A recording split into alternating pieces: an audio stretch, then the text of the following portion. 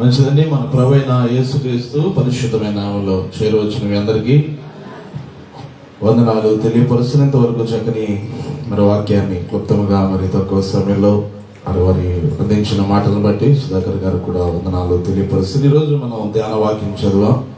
134వ ధ్యాన వాక్యాన్ని మనం ధ్యానం చేశాం. ఆ 134వ కీర్తనలో రాయబడినటువంటి మాట, మొదటి మాట మనం చూస్తే, యెహోవా సేవకులారా, యెహోవా మందిరములో రాత్రి నిలిచిండు వారులారా, మీరందరూ యెహోవాను సన్నుతించుడి, పరిశుద్ధ స్థలం వైపు మీ చేతులెత్తి యెహోవాను సన్నుతించుడి. పరిశుద్ధమైన స్థలము వైపు మీ చేతులెత్తి యెహోవాను సన్నుతించుడి. పరిశుద్ధ గ్రంథంలో చాలా మంది భక్తులు వారి హస్తాలు చాపబడినప్పుడు వారికి విజయము కలిగింది. నిర్గమకాండంలో మోషే సేవకుడిగా ఉన్నాడు. ఆయన 17వ అధ్యాయంలో మనం చూస్తున్నప్పుడు ఆయన చేతులు చాపబడుతున్నప్పుడు, చేతులు చాపిన తర్వాత అమాలేకులపై విజయాన్ని సాధించడం మనం చూస్తున్నాం. అయితే చేతులను హూరు అహరోన్ అనే వారు మోషే యొక్క చేతులను ఆదుకున్న తర్వాత వారికి గొప్ప విజయాన్ని దేవుడు వారికి అనుగ్రహించాడు. మోషే 10వ యెహోషువ మోషే 11 మోషే తన చెయ్యి పైకెత్తినప్పుడు ఇశ్రాయేలీయులు గెలిచిరి. మోషే తన చెయ్యి దింపినప్పుడు అమాలేకీయులు గెలిచిరి. మోషే చేతులు బరువెక్కగా వారు ఒక రాయి తీసుకొని వచ్చి అతడు దాని మీద కూర్చుండుటకై దాన్ని వేసిరి. అహరోను హూరులు ఒకడు ఈ ప్రక్కను ఒకడు ఆ ప్రక్కను అతని చేతులను ఆదుకొనగా అతని చేతులు సూర్యుడు అస్తమించు వరకు నిలకడగా ఉండెను. అట్లు యెహోషువ కత్తివాడి చేత అమాలేకు రాజును అతని జనులను గెలిచెను. దేవునికి స్తోత్రం. మోషే సేవకుడిగా ఉన్నాడు. ఆ ఎత్తైన స్థలం మీద ఉండి ఆ యుద్ధాన్ని పరిశీలన చేస్తా ఉన్నప్పుడు ఇశ్రాయేలీ అమాలేకులకి యుద్ధం జరుగుతున్న సందర్భం అది. మోషే ఎత్తైన స్థలంలో ఉండి ఆ యుద్ధాన్ని పరిరక్షిస్తూ చూస్తూ దేవునితో సహవాసము చేస్తూ ఉన్నాడు. ఆయన దేవుని వైపు సహవాసము చేస్తూ ఆయన చేతులు పైకెత్తబడుతున్నప్పుడు ఇశ్రాయేలీయులు గెలుస్తున్నారు. ఆ చెయ్యి ఎప్పుడైతే కిందకు దించుతున్నాడో అమాలేకులు గెలుస్తూ ఉన్నారు. అందుకని ఆయనకు పరిచారకులుగా ఉన్నటువంటి హూరు అహరోనులు ఒక పెద్ద రాయిని తీసుకుని ఒక స్థలంలో పెట్టి, ఏదైన స్థలంలో పెట్టి మోషేను ఆ రాయి మీద కూర్చోబెట్టారు. ఎడమ చెయ్యి ఒకరు, కుడి చెయ్యి ఒకరు మోషే గారి చేతులను ఆదుకొనగా ఎవరు గెలిచారు? ఎప్పటి వరకు ఉన్నాయా చేతులు? చాపబడిన చేతులు విజయాన్ని ఇస్తాయి. దేవునికి స్తోత్రం. 141వ కీర్తనలో 2వ వచనం, నా ప్రార్థన ధూపం వలెను, నేను చేతులెత్తుట దేవునికి సాయంకాల నైవేద్యము వలె ఉంది అని రాయబడింది. మనము చేతులెత్తి పదే పదే ఎందుకు ఆరాధన చేయాలి? చేతులెత్తి ఎందుకు ప్రార్థన చేయాలి? చేతులెత్తి ఎందుకు దేవుని మహిమపరచాలి అంటే, దేవుడు మహిమపరచబడతాడు. మరియు మనము చేతులెత్తుల ద్వారా శత్రువుపై విజయం మనకు వస్తుంది. శత్రువుపై విజయాన్ని సాధించగలుగుతాం. మీరు అప్పుల్లో ఉన్నారు, కష్టాల్లో ఉన్నారు, ఇరుకుల్లో ఉన్నారు, సంతానలేమిలో ఉన్నారు, చేతులెత్తి ప్రార్థన చేసి చూడండి. ఎంత సమయం అంటే మన చేతులు పైకెత్తి ప్రార్థన చేయడం? ఏమా పిల్లలారా, ఎంతసేపు ఉంటారు చేతులు పైకెత్తి? మీరు డ్రిల్ జరుగుతుందా మీకు? ఎప్పుడైనా ఎక్కువసేపు ఉంచారా? ఎక్కువసేపు ఉంచినప్పుడు ఏం చేస్తాయి మీ చేతులు? పోయి ఉంటాడు. డ్రిల్ జరుగుతుందా? ఒక నిలబడండి. ఎక్కడ ఎలా చేస్తారో ఒకసారి నుంచి చూపించాం రండి. డ్రిల్ ఎలా చేస్తారో ఏం చెప్తారు మీకు చెప్పండి.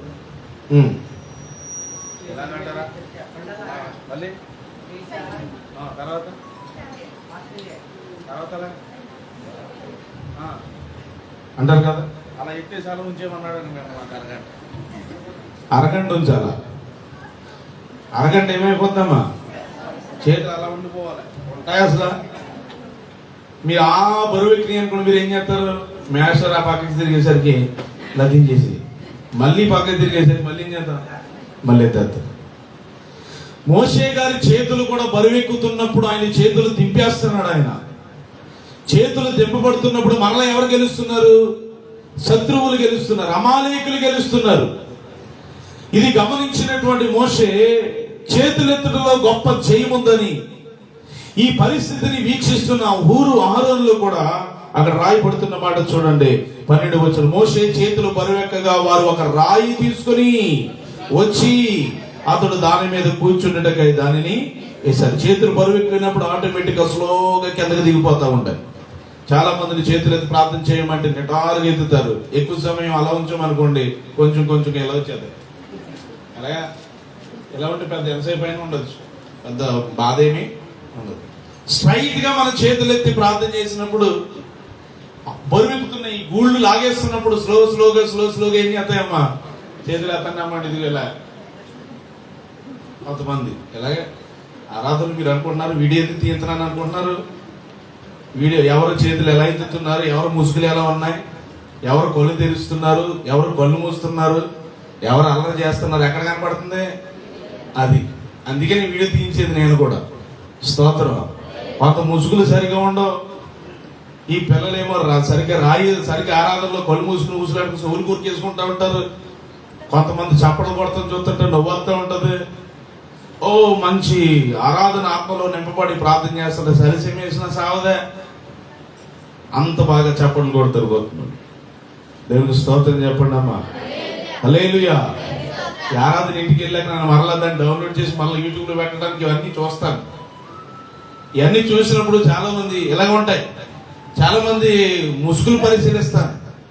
తర్వాత ఎవరు కళ్ళు మూసుకుంటున్నారో చూస్తాం. ఆరాధనలో ఎవరు ఆత్మతో నింపబడి పూర్ణ హృదయముతో ప్రార్థన చేయగలుగుతున్నారు, పూర్ణాత్మతో ఆరాధించగలుగుతున్నారు, ఇవన్నీ మధ్యలో కళ్ళు తెరిచి చూస్తున్నా ఆ వీడియోలో మాత్రం, ఆ క్లిప్ లో మాత్రం పరిశీలన చేస్తున్నప్పుడు చాలా మంది బాధ్యత లేకుండా చప్పట్లు కొడతారు, శక్తి లేకుండా చప్పట్లు కొడతారు, కళ్ళు మూసుకోకుండా ఆరాధనలో పాల్గొంటారు, ఇటు అటు తిరుగుతూ ఉంటారు. ఇదంతా దేవునికి అయిష్టమైనటువంటి కార్యాలే.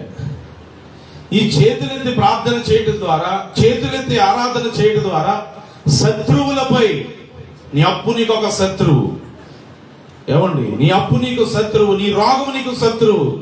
ఆ శత్రువుని జయించాలి అంటే కొంత సమయము చేతులెత్తి నువ్వు ప్రార్థన చేయాలి. దేవుడు చెప్పాడు, నీవు గదిలోనికి వెళ్ళి తలుపు మూసుకుని రహస్యమందు చూచుచున్న నీ దేవునికి నీవేం చేయాలా? ప్రార్థన చేయాలి. ప్రార్థనలో చేతులెత్తి ప్రార్థించడం అనేది, చేతులెత్తి ఆరాధించడం అనేది దేవుడికి చాలా ఇష్టమైన కార్యం. రోజు మన వైట్ రైస్ కూర తింటాం, ఎప్పుడైనా బిర్యానీ వండారనుకోండి ఎలా ఉంటుంది? అట్లా ఉంటుంది. దేవునికి మనం శ్రేష్టమైన ఆహారం, చక్కని నైవేద్యం, చక్కని నైవేద్యం దేవునికి పెడుతున్నా. ఏ నైవేద్యం అది? మన చేతులు ఎత్తటమే గొప్ప నైవేద్యం దేవునికి. అంటే మనందరూ ఏమి ఇష్టపడట్లేదు దేవునికి నైవేద్యం పెట్టడానికి. అది దేవుడు కోళ్ళు, బొండాలు, మేకలు, గొర్రెలు, ఎడ్లు ఇవి కాదు కోరుకునే నైవేద్యం. పొంగలి దేవుడు ఎప్పుడైనా పెట్టారా? యేసుప్రభుకి గాలి వండుకుని మొదటిగా ఎట్టి బైబిల్ దగ్గర పెట్టారా? దేవుడు అలాంటి నైవేద్యాలను కోరుకుంటాడా? దేవునికి అవసరంలా. మీకు దేవునికి పెట్టాలని అనుకుంటే పాస్టర్ గారిని పిలిచిపెట్టు, దేవునికి స్తోత్రం కలుగుతుంది కాదు. ఎవరైనా పేదోడిని పిలిచిపెట్టు, ప్రతిఫలం ఉంటుంది. అయితే చేతులు ఎత్తితే చాలు, నీ శత్రువు పనికి ఏమొస్తుంది? మోషే గారి చేతులు బరువెక్కిపోతున్నాయి, గూడులు లాగేస్తున్నాయి. అయినా కానీ ఆ మోషే తన ప్రజలు గెలవాలనుకుంటాడా, శత్రువులు గెలవాలనుకుంటారా? ఆయన మాత్రం చేతులు అలా లాగుతూ ఉన్న, బరువెక్కిపోతుంటే ఇబ్బంది పడుతున్నాడు ఆయన. ఇది చూసిన అహరోనులు ఏమండి ఒక రాయి తీసుకొని ఆయన చక్కగా కూర్చుండడానికి, ఆయన కొంచెం ఇబ్బంది పడకుండా చక్కగా ఎక్కువ సమయం చేతులు చాపి ఉంచడానికి ఒక రాయి తీసుకొని వచ్చి ఆయనని ఎలా తీసుకొచ్చారంటే చేతులు దింపి తీసుకురాలేదు, చాపబడిన చేతులతో ఆయన మెల్లగా తీసుకొచ్చి రాయి మీద కూర్చోబెట్టిన తర్వాత అతని చేతులను వారు ఆదుకొనగా, ఇంకా ఆయన ఒకవేళ మోషే గారు చేతులు కిందకి లాగేసుకుంటే అమాలేకులు గెలుస్తారు కాబట్టి గట్టిగా పట్టుకున్నారంట. ఎడమ చెయ్యి ఒకరు, కుడి చెయ్యి ఒకరు. ఎప్పటి వరకు పట్టుకున్నారు? ఆ సమయంలో మోషే ఎంత ఇబ్బంది పడి ఉంటాడు. సూర్యుడు అస్తమించేంత వరకు. ఏ టైం అస్తమిస్తాడు ఆయన? అమ్మా, సూర్యుడు ఏ సమయాన్ని అస్తమిస్తాడు? 6 అవుతుందా, 5 అవుతుందా? పోనీ 6 వేసుకుందాం. అంటే సాయంత్రం 6 గంటల వరకు మోషే గారి చేతులు ఎలా ఉన్నాయి? చాపబడే ఉన్నాయి. చేతులు చాపి శత్రువులపై విజయం పొందేంత వరకు చేతులు చాపబడే ఉన్నాయి. అప్పుడు వాళ్ళు అనుకున్నారంట, నిలకడగా ఉన్నాయి. అట్లు యెహోషువ కత్తివాడి చేత అమాలేకు రాజును అతని జనులను, యెహోషువ ఉన్నారు యుద్ధంలో, మోషే పైన ఉన్నారు. ఆయన చేతులు పైకెత్తి ప్రార్థన దేవునితో సహవాసం చేయగలుగుతున్నారు. యెహోషువ అమాలేకులు రాజుతో యుద్ధము చేస్తున్నప్పుడు యుద్ధము గెలిచింది ఇశ్రాయేలీలే. గల కారణం ఏంటో తెలుసా? మోషే చేతులు చాపబడుతున్నాయి, దేవునికి నైవేద్యం పెడుతున్నాడు. కింద ఇశ్రాయేలు గొప్ప జయాన్ని పొందారు. హల్లెలూయా. మీ అప్పే ఒక శత్రువు మీకు, నీ అప్పే నీకు శత్రువు, నీ రోగం నీకు శత్రువు. ఆ రోగం పోవాలి అంటే నువ్వు చేతులెత్తి ప్రార్థన చేయాలి. పిల్లరా, హన్నాను మనం చూస్తున్నాం. హన్నాకి శత్రువు ఏంటంటే బిడ్డలు లేని పరిస్థితి. ఎక్కువ సమయం దేవుని సన్నిధిలో చేతులు ప్రార్థన చేయండి. ఆమె జయాన్ని పొందుకుందా లేదా? పొందుకుంది. దుఃఖాక్రాంతురాలై దేవుని సన్నిధికి వచ్చి ఆమె కన్నీరు విడిచిచు ప్రార్థన, కన్నీరు విడిచే మనస్తత్వం, కన్నీరు విడిచే ప్రార్థన చేసేవారు చేతులు తప్పకుండా పైకే చాపబడి ప్రార్థన చేస్తారు. ఆ చేతులు ఎత్తి ప్రార్థన చేసింది, కన్నీటితో ప్రార్థన చేసింది. తన శత్రువుపై విజయాన్ని సాధించింది. పెనిన్నాపై విజయం సాధించింది ఆమె. ఇక నోటికి మాట రావట్లేదు పెనిన్నాకి. ఎందుకని? ఈమెకి దేవుడు చక్కని బిడ్డల్ని అనుగ్రహించాడు. మీ శత్రువు ఏదైనా కానీ, మీరు దేనితో పోరాడుతున్నా కానీ దాంట్లో మీరు జయము పొందాలి అంటే మీ ప్రార్థన దేవునికి ధూపంలా వెళ్ళాలి. మీరు చేతులెత్తుల ద్వారా దేవునికి సాయంకాల నైవేద్యంగా ఆయనకి చేర్చబడాలి. అప్పుడే గొప్ప జయం మీకు వస్తుంది. యెహోవా సేవకులారా, మీరు పరిశుద్ధ స్థలం వైపు చేతులెత్తి యెహోవాను మీరు సన్నతించండి. రాయబడుతుంది మాట తిమోతికి రాసిన మొదటి పత్రిక 2వ అధ్యాయములో, కావున ప్రతి స్థలమునందు పురుషులు కోపమును సంశయమును లేనివారై పవిత్రమైన చేతులెత్తి ప్రార్థన చేయవలనని కోరుచున్నాను అన్నాడు. అంటే అమ్మ ఏం చేయాలంట? ప్రార్థన కూడా ఎలా చేయాలంటే, పురుషులకి ప్రత్యేకించి పౌలు గారు తిమోతికి రాస్తూ ఈ మాట చెబుతున్నాడు ఆయన. కావున ప్రతి స్థలమందు పురుషులు కోపమును సంశయమును లేని వారై పవిత్రమైన చేతులెత్తి ప్రార్థన చేయవలెనని కోరుచున్నాను. పవిత్రమైన చేతులు. అసలు మన చేతులు పవిత్రంగా ఉన్నాయా? మన చేతులు పవిత్రమైనవేనా?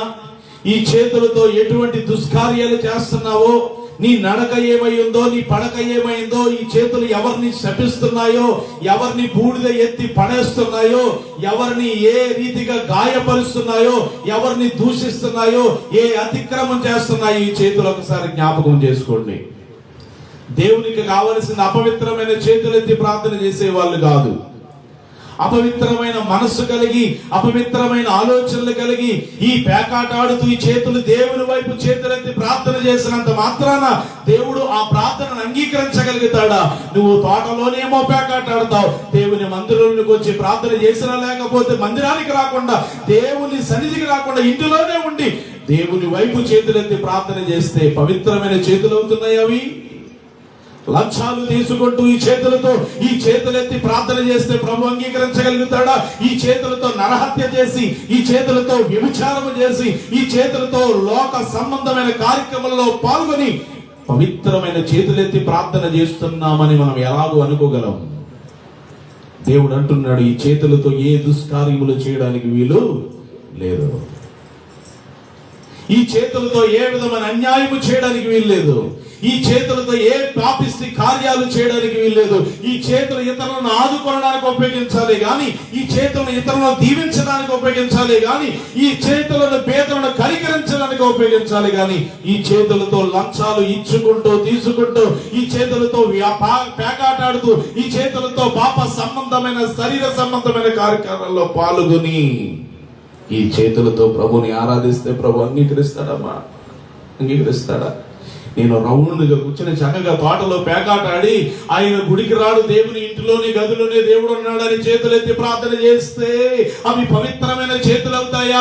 ఉదయం అంతా పేకాటలో పాల్గొని, కోడి పందాల్లో పాల్గొని, లేకపోతే ఇంకా లోక సంబంధమైన కార్యక్రమాల్లో పాల్గొని ఈ చేతులు అపవిత్రం చేసుకుని రాత్రి స్నానం చేసి చేతులు ఎత్తితే పవిత్రమైన చేతులు అయిపోతున్నాయి అంటారు. ఇవి కావు కదా. ఈ చేతులు ఎల్లప్పుడూ ఒకే రీతిగా పనిచేయాలి. స్తోత్రం కలుగునుగా. ఈ చేతులు ఇతరులను నాశనం చేసేదిగా, అక్రమము అన్యాయము చేసేదిగా ఈ చెయ్యి ఉంటే పవిత్రమైన చెయ్యి ఎలాగో అవుతుంది? అవ్వదు కదా. అలాంటప్పుడు మనము చేతులెత్తి ప్రార్థన చేసినా మనకు తృప్తిగా ఉంటుందేమో కానీ అది దేవునికి అంగీకారం కానే కాదు. ప్రభు అంటున్నారు, పవిత్రమైన చేతులు ఎత్తాలి. అందుకని యెషయా గ్రంథంలో 1వ అధ్యాయంలో మీ చేతులు పాపముతో నింపబడ్డాయి.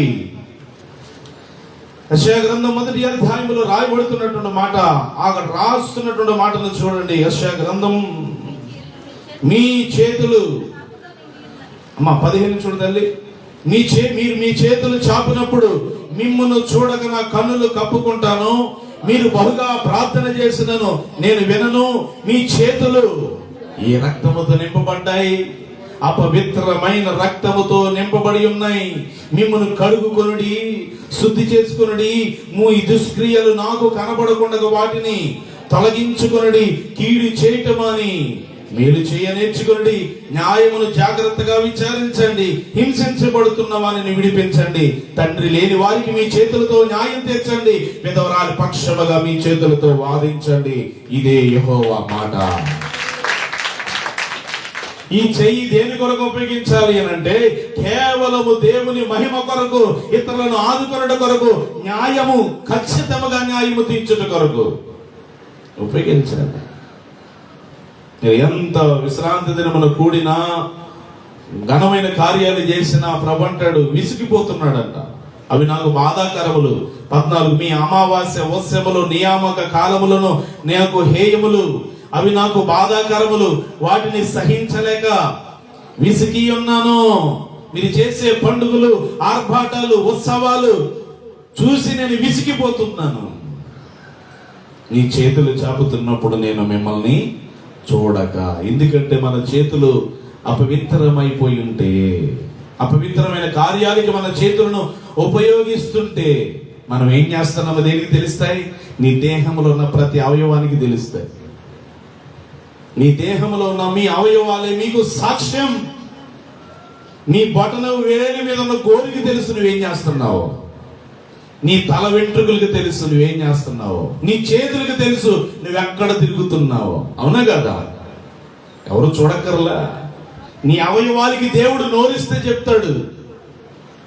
నీ తల వెంట్రుకలకి దేవుడు నోరిస్తే చెబుద్ది. నీ బొటన వేలు చెబుతుంది నువ్వెక్కడ తిరుగుతుందో ఈ పాదం.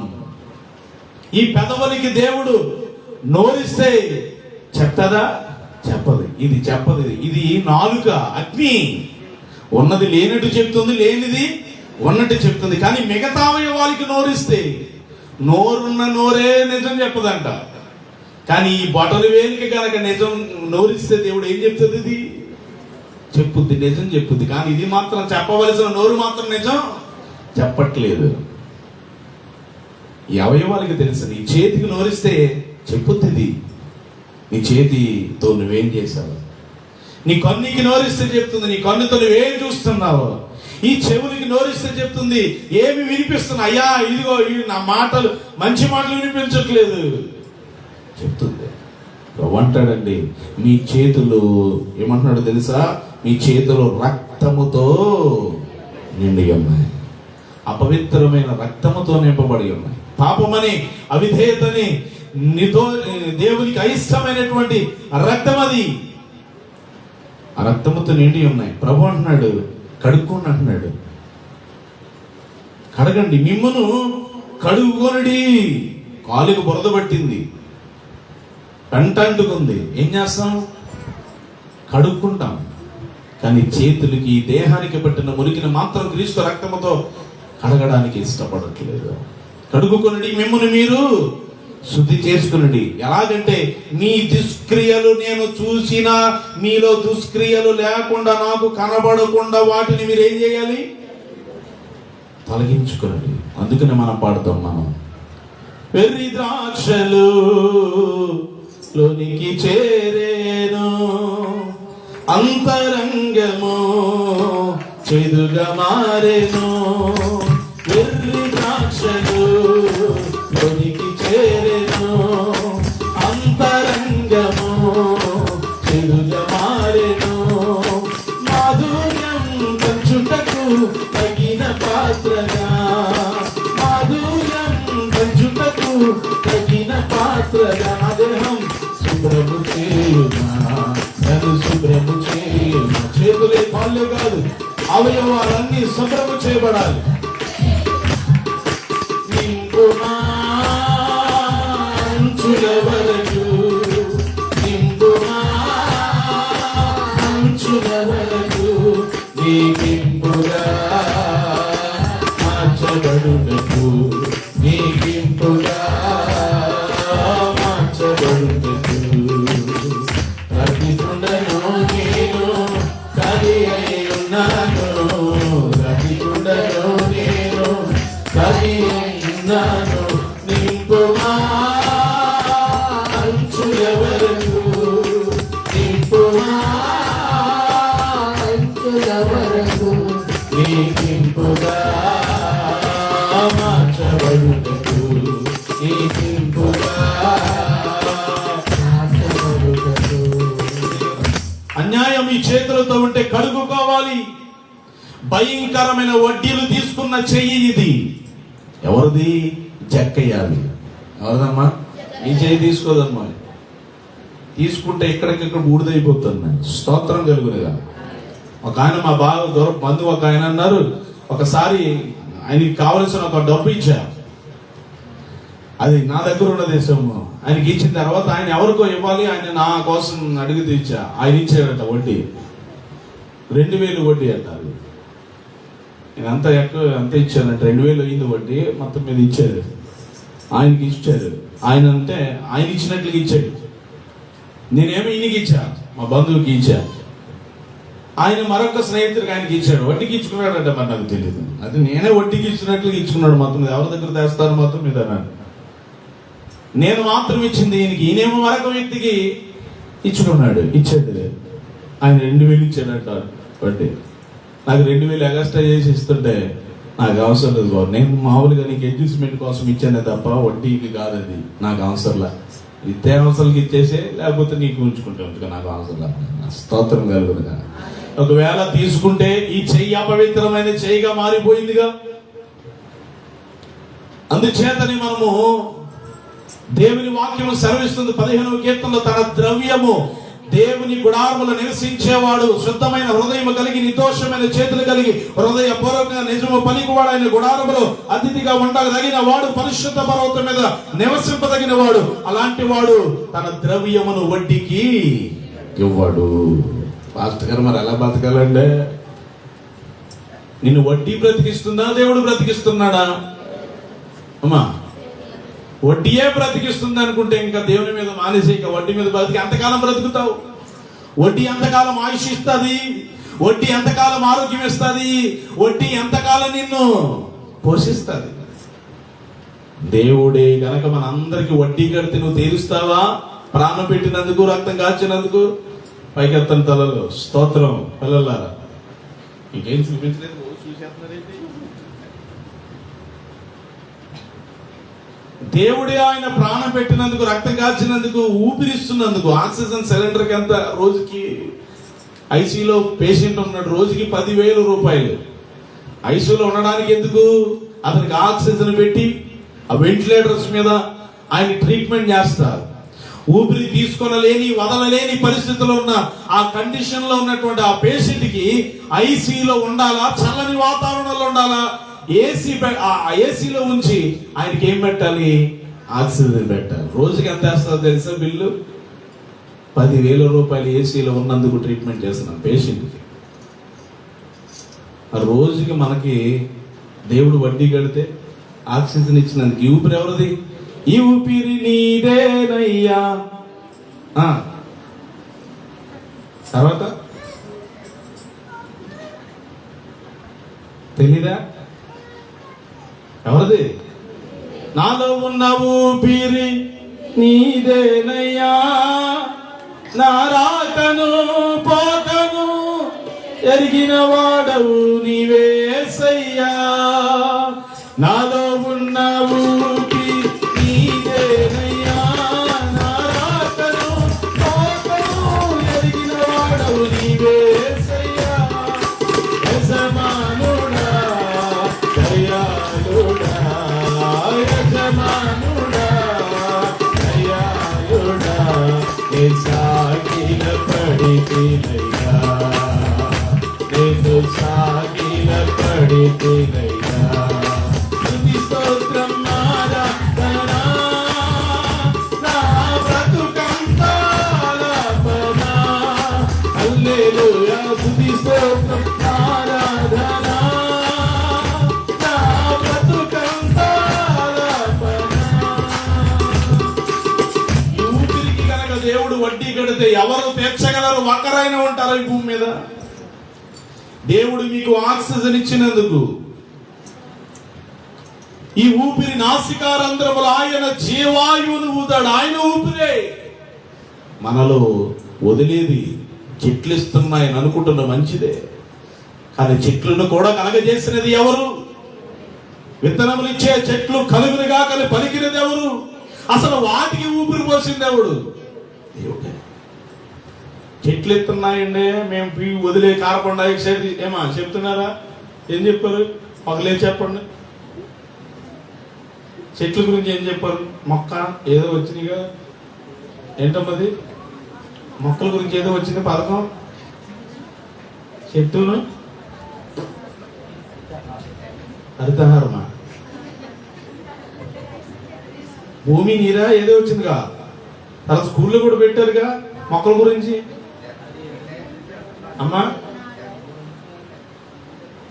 ఏమో మరి ఏం వెళ్తున్నారు ఇలా స్కూల్లో? ఏం నాకు అర్థం అంటే స్కూల్లో ఏమైనా పథకాలు ఉన్నాయా? చెట్ల గురించి ఏమున్నాయి? ఏం చదువుతున్నారా? ఏం పథకాలు పెట్టారమ్మా మీకు? నీరు చెట్టు ఏదో ఉంది కదా, లేవా? నాడు నేడా. ఆ రోజు అది జరిగింది, ఈ రోజు ఇది జరిగింది అని చెప్పడానికి. మరి చెట్టు గురించి కూడా చెప్పారా? మొక్కలు నాటి కార్యక్రమానికి ఎప్పుడైనా తీసుకెళ్లారా? నేను హై స్కూల్ టైంలో చదువుకున్నప్పుడు నేను వెళ్ళాను మొక్కలు నాటడానికి. మారుపూడి పెడతా ఆగా వెళ్ళి మొక్కలు నాటాను మేము రోడ్డు పక్కంట. మీరేమన్నా ఎందుకు మొక్కలు నాడుతున్నారు ఆయన? అప్పుడు ఏం చెప్తారు తెలుసా మాస్టర్లు? అమ్మా మీరు వదులుతున్నా ఏం పీల్చుకుంటున్నాయి? మొక్కలు పీల్చుకుని మొక్కలు మీకు ఏమి ఇస్తున్నాయి? ఇంతకీ మొక్క ఇస్తున్నా దేవుడు ఇస్తున్నాడా? అది మీరేం చెప్పాలి అప్పుడు? అల్లకి కాదండి మేస్టర్ గారండి, మొక్కలు ఇస్తాయి కదండి, ఆ మొక్కలు కూడా ఆక్సిజన్ ఎవరు పోసే కార్బన్ డైఆక్సైడ్ అవి కూడా బతకాలంటే దాన్ని బతికించింది ఎవడండి? దేవుడిని అని చెప్పాలి. స్తోత్రం కలుగును కాదు. ఆలోచించండి. చాలా గొప్ప గొప్ప వాళ్ళు నాటిన మొక్కలు ఇంకా ఉన్నాయి. దేవుడు నాటిన మొక్కలు. నేనైతే దేవుని మందిరంలో నాటబడిన పచ్చని ఓలి వచ్చుతున్నాను. ఆక్సిజన్ వదిలేవి చెట్లే కాకపోతే మొదటగా ఊపిరి పోసింది ఎవరు? ఆక్సిజన్ వదిలింది ఎవరు? దేవుడు. నరుడు జీవాత్మ ఎప్పుడయ్యారు అని అంటే, నాసికారంధ్రం అంటే ఏంటమ్మా? ఎక్కడ నాసికారంధ్రం అంటే ఇది దీంట్లో ఊదాడు దేవుడు ఊపిరి. దేంతో పీల్చుకుంటున్నాం మీరు? ఊపిరి పీల్చుకునేది వదిలేదు దేంతోటమ్మా? ఆక్సిజన్ లోపలికి పంపించేసి. కార్బన్ డైఆక్సైడ్ ఎలా ఉంటుందో తెలుసా మీకు? ఎప్పుడైనా చూసారా?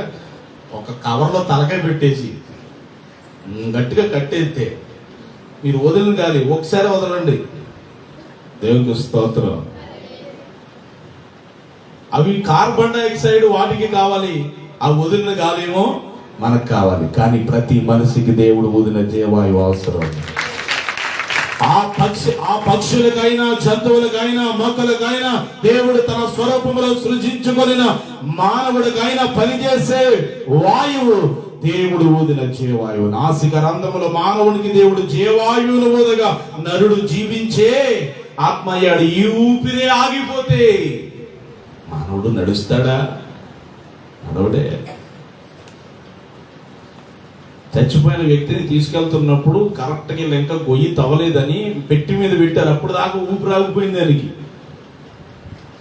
ఊపిరి ఆగిపోయింది. ఇంకా కన్ఫర్మ్ చేసేసారు. కాళ్ళు చేతులు జలబడిపోయాయి, గుండు కొట్టుకోవట్లేదు, ఊపిరి లేదు.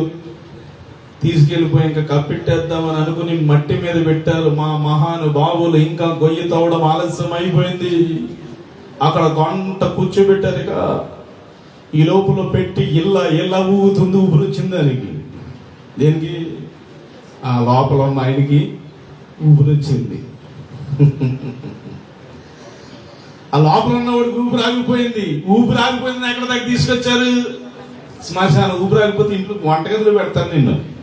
బెడ్రూమ్లో మంచం మీద 40,000 రూపాయలు పెట్టి కొనుక్కున్నాం మేము. మంచం మీద బాబాయ్ ఇక్కడ బొబ్బోనా నీకు రోజు రగ్గులు కప్పెడతావా అని మీ తాతయ్య కావచ్చు, నీ భర్తే కావచ్చు, ఎవరైనా కావచ్చు. 3 రోజులకి ఒకవేళ కోయిట్ నుంచి ఎవరైనా రావాలి అని అనుకుంటే ఏం చేయాలమ్మా? ఏం చేయాలి? మా తాత అసలు కొమ్ము కొట్టాడండి. మా తాత చాలా ఎప్పుడు చూసినా కూరగాయలు తిన్నాడు కాబట్టి ఏ దుర్వాసన కొట్టాడండి. స్కిన్ చాలా గట్టిదండి, ఉలవలు తిన్నాడండి. అలాగే ఉంచండి. ప్రెజర్ బాక్స్ ఏం అవసరం లేదు తిండి అన్నారు. ఉంటాడా అమ్మాయి? 3వ రోజున వెళ్తారా చూడటానికి? 3 రోజుల నుంచి అదే చాప మీద అలౌండిపోయింది వాడు. చూడటానికి వెళ్తావా? ఎందుకని? ఊపిరి ఆగిపోయిన మనిషికి ఇక ఏది పని చేయదేగా, అంతా కూడా కొల్లి పట్టడమే ప్రారంభమవుతుంది. కానీ ఆ శ్మశానం ఊపిరి ఆగిపోతే శ్మశానంలోకి తీసుకెళ్లారట.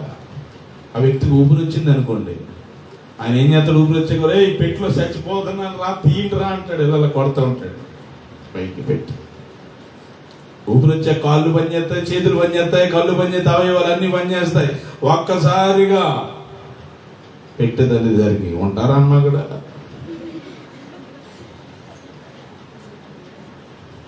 ఊపిరి ఆగిపోయి వచ్చిన ప్రమాదమే. ఆకుండా చూసుకోవాలి. స్తోత్రం కలుగును కాదు. అందుచేత ఎందుకు ఈ మాట చెప్తున్నాను అని అంటే, అన్యాయం దేవుడు మనకి ఊపిరినిచ్చాడు.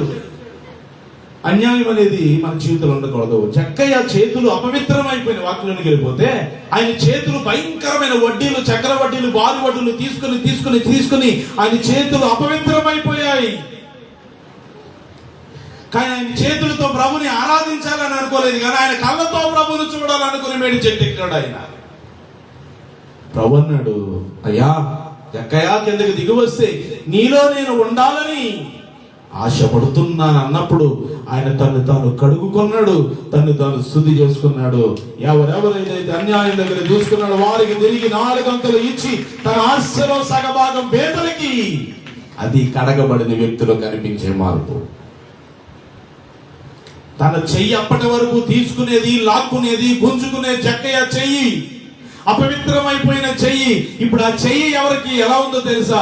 అన్యాయంగా తీసుకున్న వారి దగ్గర మరలా 4 అంతలు ఇచ్చే చెయ్యిగా మారిపోయింది. అంత మాత్రమే కాదు, తన ఆస్తిలో అక్రమంగా సంపాదించిన దానిలో కాదు సుమా, అక్రమానికి మరలా 4 అంతలు కలిపి ఇచ్చేసాడేమో. తనకున్న ఆస్తిలో, తన సొంత ఆస్తిలో సగభాగం పేదలకు ఇచ్చాడు. కడగబడిన వ్యక్తిలో, శుద్ధి చేయబడిన వ్యక్తిలో కనిపించే మార్పు ఇది. ఇప్పుడు జక్కయ్యను చూస్తే జక్కయ్యలో దుష్క్రియలు కనబడుతున్నాయా? దేవునికి కనబడకుండా ఆ దుష్క్రియలు తొలగించుకున్నాడు. అందుకని ఇతడు అబ్రహాము కుమారుడే. నేడు ఈ ఇంటికి రక్షణ వచ్చింది. కడగబడిన వ్యక్తి రక్షణలో ఉంటున్నాడు.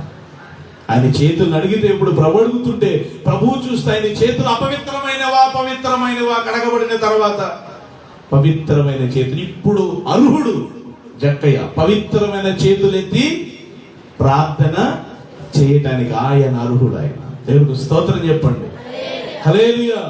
అది చేత మన చేతులు అపవిత్రముగా ఉండడానికి వీల్లేదు.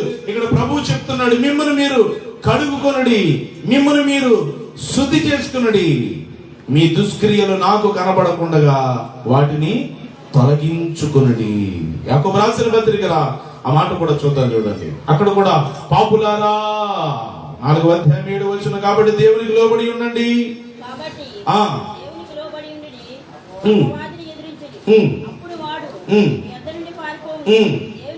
దేవుని యొద్దకు రండి, అప్పుడు ఆయన మీ యొద్దకు వచ్చును. పాపులారా మీ చేతులను శుభ్రము చేసుకుని, ద్విమనస్కులారా మీ హృదయములను, పాపులుగా ఉంటే చేతులు శుభ్రం చేసుకోవాలి, ద్విమనస్కులు మనలో ఉంటే మన హృదయాన్ని పరిశుద్ధపరచాలి. ద్విమనస్కులుగా ఉండడానికి వీల్లేదు, హృదయం పరిశుద్ధం చేసుకోవాలి. అసలు ఎవరు దేవుని చూడగలుగుతారంటే హృదయ శుద్ధి గల వారు దేవుని చూస్తారని వాక్యం చెప్తుంది కదా. పాపులారా మీ చేతులను ఏం చేసుకోవాలమ్మా? శుభ్రము చేసుకొనుడి. క్లీనింగ్ చాలా ఇష్టం దేవునికి. క్లీనింగే లేకపోతే, ఇల్లు క్లీనింగ్ లేకపోతే, చేతులు క్లీనింగ్ లేకపోతే, ఏమండి అవయవాలు క్లీనింగ్ లేకపోతే, ఎప్పటికప్పుడు కిడ్నీలు డయాలసిస్ చేయబడుతున్నాయి. కిడ్నీలు చూసారమ్మా? కిడ్నీలు ఏం చేస్తాయి? మీకు మీరు తిన్న ఆహారాన్ని అవి ఏం చేస్తాయి? డయాలసిస్ చేస్తాయి. మీకు ఎలాగంటే అర్థం అవదు. కోడి మాంసంలో కాజ్యం తెలుసా మీకు? కాజ్యం చూసారు ఎప్పుడైనా? ఆ కాజ్యం కొట్టేవాడు, చికెన్ కొట్టేవాడు ఆ కాజ్యం కొట్టిన తర్వాత ఇలా ఇలా కిడ్నీ ఓపెన్ చేస్తాడు. ఏమంటే దాంట్లో వజ్రాలు, వైడూర్యాలు ఇవన్నీ ఉంటాయా? కోడప్పుడు దాకా తిన్న చెత్త చెదారం దాన్ని తీసేస్తున్నాం కాబట్టి, దాన్ని ఆల్రెడీ వేసేసాం కాబట్టి, కోసేసాం కాబట్టి అవయవాన్ని అయ్యో అవి ఎంత ఇష్టం అండి కొంచెం కాజ్యం ఎక్కేసి అమ్మ కడిగేవా. కొంతమంది కాజ్యం ఇలా అటు పెట్టి కోసేసి కత్తితోటి ఎలాగంటాడు పై పొర తీస్తాడు. అది సరిగ్గా ఉందో లేదో తెలీదు. ఎలా ఉంటుందమ్మా అది? అంటే ఏంటది? అక్కడ ఏం తయారవుతుంది? పెంట తయారవుతుంది. అక్కడ కోడి పెంట డయాలసిస్ అవుతుంది. అదే కాజ్యం. మనకేమున్నాయి కాజ్యాలు? మనం దాన్ని ఏమంటున్నాం? కాజ్యం అంటలేదు, దాన్ని ఏమంటున్నాం మనం? కిడ్నీ అంటున్నాం. అదే తేడా. ఈ కిడ్నీని కనుక ఓపెన్ చేసి చూస్తే మన తిన్న పేట మాంసం అరిగి అరగకుండా ఇంకా అరుగుతూ ఉంటుంది లోపల. అక్కడ ఉంటుంది. మనిషి యొక్క కిడ్నీని 2 బద్దలు చేశారనుకోండి, దాంట్లో నువ్వేం తిన్నావో అరిగి అరగలేనట్టు ఇంకా దాంట్లో ఉంటాయి. ఆ కాజ్యాన్ని సరిగ్గా శుభ్రం చేయకున్నాడు. ఏదో కోస్తాడు నీటిలో ఇలాగంటాడు, ఇలా తీసేస్తాడు. పోతుందా దాని మీద? పై పొర తీస్తాడు. పై పొర తీసేసాడు కదా అని చెప్పి మన ఏదో అటు పిటి కడిగేసి ఊరుకోండి. కొంప వస్తుందా రాదా? కొంతమంది అస్సలు తింటారు. అది ఎందుకని? కాజ్యం తెలుసామా?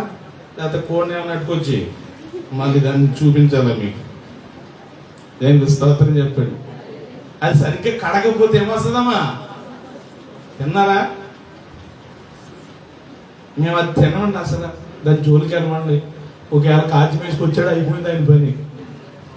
కొంతమందికి ఇష్టం ఉండదు అది, కొంతమందికి మాత్రం బాగా ఇష్టం. కాజ్యం ముక్కయ్యమ్మ, కందనకాయ కందనకాయ కందనకాయ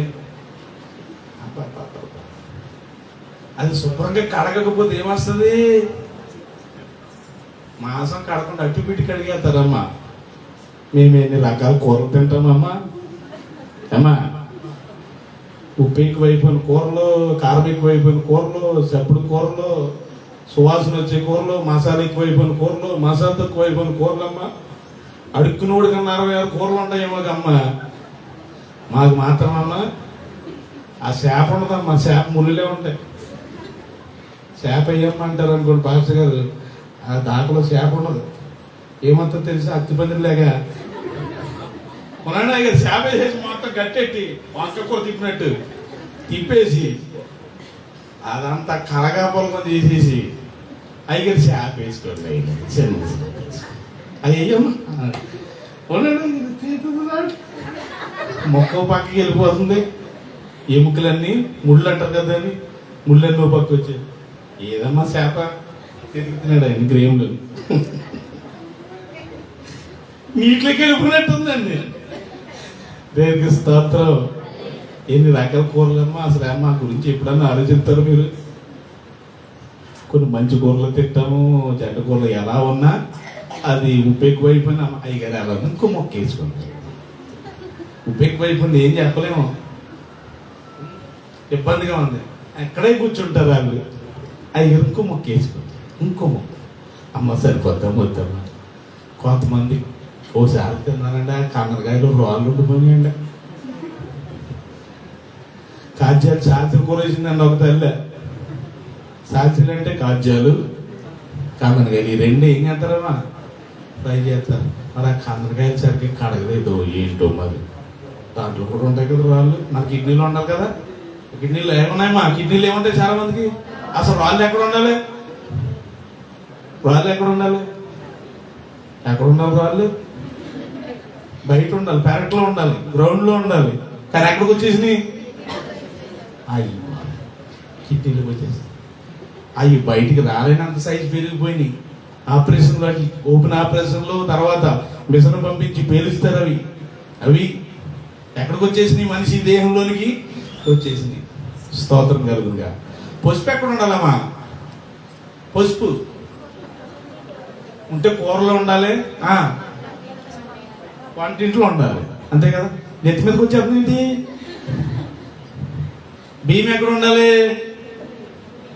బియ్యం పెట్టిలో నన్ను ఉండాలి. కొడుకుని తింటే నెత్తి మీద ఎత్తారేంటి?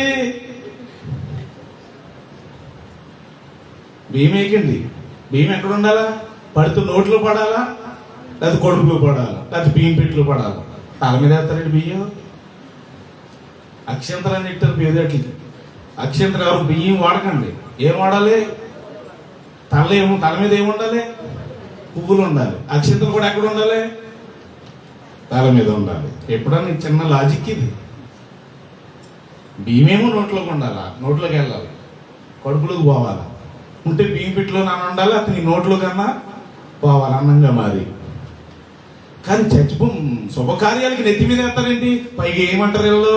దానికి మళ్ళీ పసుపు కలిపి. పసుపు ఎక్కడ ఉండాలి? అదే మాట్లాడమ్మా. ఎక్కడ ఉండాలి? వంటింట్లో ఉండాలి. పోయి యాంటీబయాటిక్ కాబట్టి పాస్టర్ గారు కాలుకి రాసుకుంటామంటే లేకపోతే పోను అలా చేయపోని. కానీ బియ్యంలో పసుపు కలిపి అక్షంతలని పెడుతున్నాం మనం. తల మీద ఏముండాలంటే పువ్వులు మాత్రమే ఉండాలి. పుష్పాలంకరణ అని అన్నాం. అక్కడ ఏముండాలి? బియ్యాలు కాదు ఉండాల్సినవి, పువ్వులే ఉండాలి. ఎక్కడ చూస్తే అక్కడ పువ్వులే కనపడితే తల మీద వేసే పువ్వులు ఉండాలి, దండలు వేస్తే పువ్వులే ఉండాలి. స్తోత్రం. అక్షంతలు ఎందుకు నెత్తి మీద వేస్తారంటే అర్థం కాదు, చెప్తున్నాను నేను. ఇది అన్యజనుల ఆచారం. పసుపు వంటగదిలో ఉండాలా, లేకపోతే పసుపు డబ్బాలో ఉండాలా. అది బియ్యంలోకి రాకూడదు, బియ్యం పసుపులోకి పోకూడదు. అవి అక్షంతలు వేయకండి. పువ్వు రేఖలు ఉంటాయి చూస్తారు, అవి వేయండి దీవించడానికి. పుష్పాలు ఇన్ని కావాలి, ఇన్ని డబ్బాలు పెట్టుకుంటే టబ్బడు పెట్టుకుంటే ఏమైనా పెళ్లి చేసినా మెచ్చురు పక్కన చేసినా బతుకులు బోల్డ్ అని ఉంటాయి. కేజీ లెక్కన తెచ్చుకుని పెట్టుకోండి, బోల్డ్ అక్షంతలు చక్కగా ఉంటుంది. అంతేగాని బియ్యం ఎందుకు పాడు చేసుకోవడం? పైగా ఏంటి బియ్యం వేస్తారు తెలుసా? వేసేసి అయ్యో పోయి తొక్కకూడదమ్మా, తొక్కకూడదమ్మా. ఎక్కడ వెళ్ళాయి? పచ్చని చెట్టు ఏమవుతా? పచ్చని చెట్టు మీద అయితే ఏమవుతామా? పెద్దలు చెప్పండి, మీరు అందరూ చేసిన వాళ్ళు ఏం మానిపిస్తున్నాను నేను. స్తోత్రం. పచ్చని చెట్టు మీద ఏమన్నా బిల్డింగ్ ఇంకో స్టేర్ అయిపోద్దా? పోనీ పచ్చని చెట్టు మీద అయితే ఆ చెట్టు ఏమన్నా వెంటనే కాసేద్దా? లేకపోతే వెంటనే 2 రోజులు పిల్లలు పుట్టేస్తాడా? ఏమవుద్ది? ఆచారం. నెత్తి మీద ఉండవలసినవి కేవలం పువ్వులు మాత్రమే. దీవించాలి అంటే నువ్వు ఏదైనా ఒక పదార్థము చేత దీవించాలని అనుకుంటే అక్షంతల రూపంలో, అక్షంతలు అని అంటున్నావు, దీవించడానికి చిన్న పువ్వు రేఖలు అవి అలా వేయండి చాలు. షుగర్ ఎక్కడ ఉండాలి? షుగర్ అంటే ఏంటి? ఇప్పుడు ఎక్కడికి వచ్చేసింది అది? రక్తంలోకి వచ్చేసింది అది. అయ్యో 400 ఉందామా, డబ్బాలోనేమో ఎంత ఉంటుంది, ఇక్కడేమో ఎక్కడికి వచ్చేసింది, మనిషిలోకి రక్తంలోకి వచ్చింది. షుగర్ వంటగదిలో ఉండాల్సిన సామాన్లన్నీ దీంట్లోకి వచ్చేసినాయి. ఇప్పుడు దీంట్లో ఉండాల్సింది ఏమో బయటకు పోయినాయి అయ్యి, దీంట్లో ఉండాల్సింది ఏడో బయట తిరుగుతున్నాడు అయ్యి, బయట ఉండాల్సినవన్నీ వయసునేమో అవుతాయి బాగా స్తోత్రం. దీంట్లో ఉండాల్సినవన్నీ బయటకు పోయాయి. ప్రేమ, సంతోషం, సమాధానం, దీర్ఘశాంతం, ధైర్యత్వం, మంచితనం, విశ్వాసం, సాత్వికం, ఆశా నిగ్రహం, ఇవన్నీ బయట తిరుగుతున్నాయి. సత్యం సంత వీధిలో తిరుగుతుంది, ఇక్కడ ఉండాల్సిన సత్యం. నీతి దూరంగా నుంచి ఉంటుంది, ఇక్కడ ఉండాల్సిన నీతి. భీమేమో నేతిలో ఉండాల్సిన భీమేమో నెత్తి మీదకి వచ్చేది ఉన్నాయి. వంటగదిలో ఉండాల్సిన పసుపు, పంచదార, బయట పెరట్లో ఉండాల్సిన రాళ్ళు కిడ్నీలోకి వచ్చేది. ఊపిరితిత్తులోకి ఏదో చలువు వచ్చిందా అమ్మా, చలువు గారు ఆవిడకి ఆపరేషన్ చేశారు, ఊపిరితిత్తులంతా రాడు తీసేసారు హాస్పిటల్. ఇంత మాకు దాచిందో లేదా ఊపిరితిత్తుల్లో, ఊపిరితిత్తుల్లోనేనా, చేదుగొట్లు, వెరీ గుడ్, క్షమించారు. ఊపిరితిత్తులు రాడు, ఇంకేమంటే ఊపిరితిత్తులు రాడు, ఊపిరితిత్తు తీసేయడానుకుంటాడు, ఏంటి ఊపిరి ఆగిపోతుంది. చేదుగొట్టది అమ్మా. అంటే మనిషి కూడా ఏముందా, చేదుగొట్టు కోడుకుంటుందా, కోసేటప్పుడు ఏం చేస్తాడు, చేదుగొట్టు కనుక అలా టచ్ చేసాడు అనుకోండి, టచ్ చేసి ఆ పోతే కూడా చూడొచ్చాడంటే కొట్టేసి ఇచ్చేసాడు అనుకోండి, కూర అంతా ఏమైపోద్ది, ఉపకారం లేదు. మనిషిలో కూడా ఈ చేదుగొట్టు అనేది ఉంది. ఈ అవయవాల నిర్మాణం అనేది ఎవరు చేశారు, దేవుడే చేశాడు. దేవుడికి స్తోత్రం కలుగురుగా. చేదుగొట్టులో కూడా వెళ్ళిపోతున్నాయి, కిడ్నీలకు వచ్చేస్తున్నాయి రాళ్ళు. అందుకని ఆరోగ్యం జాగ్రత్తగా చూసుకోండి. ఏది పడుతుంది, ఎప్పుడు పడితే అప్పుడు మాకు తప్పదనుకోండి, మరి ఏం చేద్దాం, పాత 1 గంట అవుతుంది, ఎత్తానండి అయ్యారు 1 గంట అవుతుంది ప్రార్థన అయ్యేసరికి. అమ్మ ఏదో కొంచెం తింటామంటే అయ్యో మీకోసం ఇంత ఉండేసి ఉన్నాయి, తినకపోతే బాధ. పెండ ఆయన ఎందుకు వండమన్నాడు, ఎంత ఎవరు తింటారు ఎందుకని, అయ్యి బాబోయ్ మా కోసం ఎప్పుడన్నా ఆలోచించారమ్మా, ఏమా మాట్లాడరేంటి, ఎప్పుడన్నా ఆలోచించారు. టీ పెడతారమ్మా కొంతమంది, ఇష్టం కదా నోట్లో పెట్టుకుంటాం, అది టీయో అలాగే చివరి కూడా మానేస్తారు. ఇప్పుడు ఇన్ని వంకలేడుతున్నాడు ఆయన, పోలేడు ఆయన, మానేసి ఏం చేస్తాను, ఏమైనా తెచ్చుకుంటాం ఇంకో బ్యాస్కు దీంతో పాటు. స్తోత్రం. వంకలు పెట్టట్లేదు, మా బాధలు చెప్పుకుంటున్నాను, మీకు చెప్పకపోతే ఇంకెవరికి చెప్పను నేను. కొంతమంది ఆట మాసం వండుతారమ్మా, శనికాయలు వేసి కొత్త వేసి ఇలా కొట్టినాక మా అవుతుంది. దేవునికి స్తోత్రం చెప్పండి అమ్మా. అంటే మీరు పెడతామా అనేకనమ్మా, మీరు పోషించకపోతే ఇంకెవరు పెడతారు మాకు. మా పేరెంట్స్ గారు ఇన్ని వంకలు పెడుతున్నారు ఆయన, రేపు పొద్దున్న మా వంటకి ఎన్ని వంకడలు పెడతాడు అంతే. పెడతాం అనేసారు అనుకోండి, ఏం తినాలి, పశువులు లేక మేము కూడా ఇక్కడ వాకింగ్ చెప్పేసి ఆ తోటలకు వెళ్ళిపోయి ఏం తినాలి, కట్టి మిగిలారు. అందుకే మా బాధ చెప్తున్నాను సొమ్ము మీకు.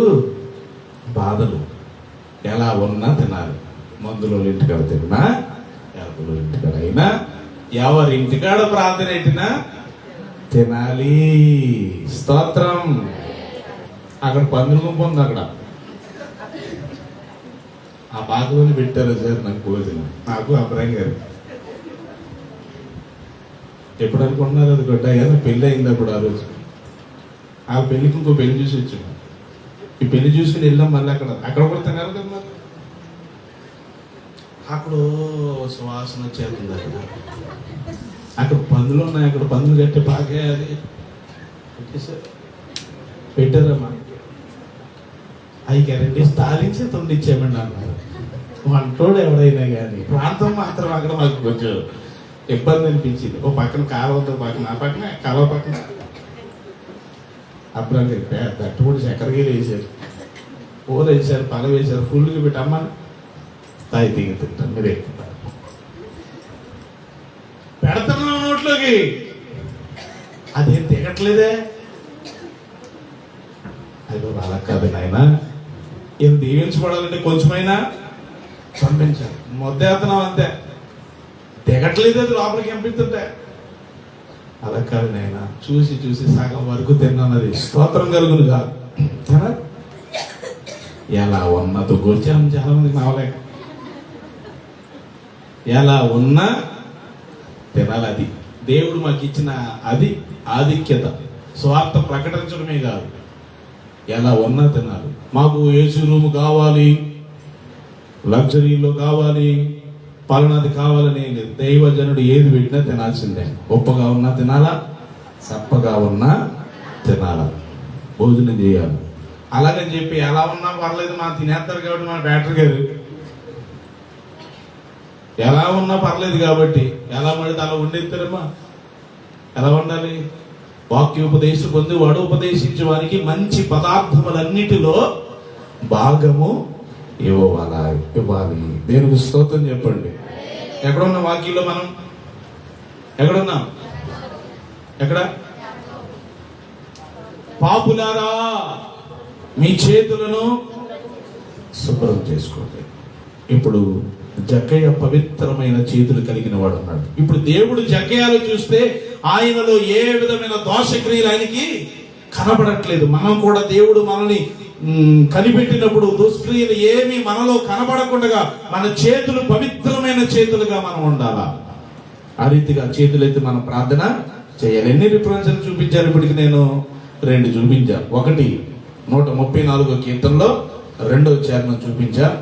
2వ తిమోతికి రాసిన మొదటి పత్రిక 2వ అధ్యాయం 8వ వచనం చూసా. ఈ చేతులు ఇంకేం చేయాలి చూడండి. లోకస్వార్త 24వ అధ్యాయం 50వ వచనంలో ఆయన బేతనీయ వరకు వెళ్ళిన తర్వాత ఆయన చేసిన తన చేతులు ఎత్తి ఆయన ఏం చేశాడు? 24వ అధ్యాయం 49 నుంచి కూడా చూడమ్మా.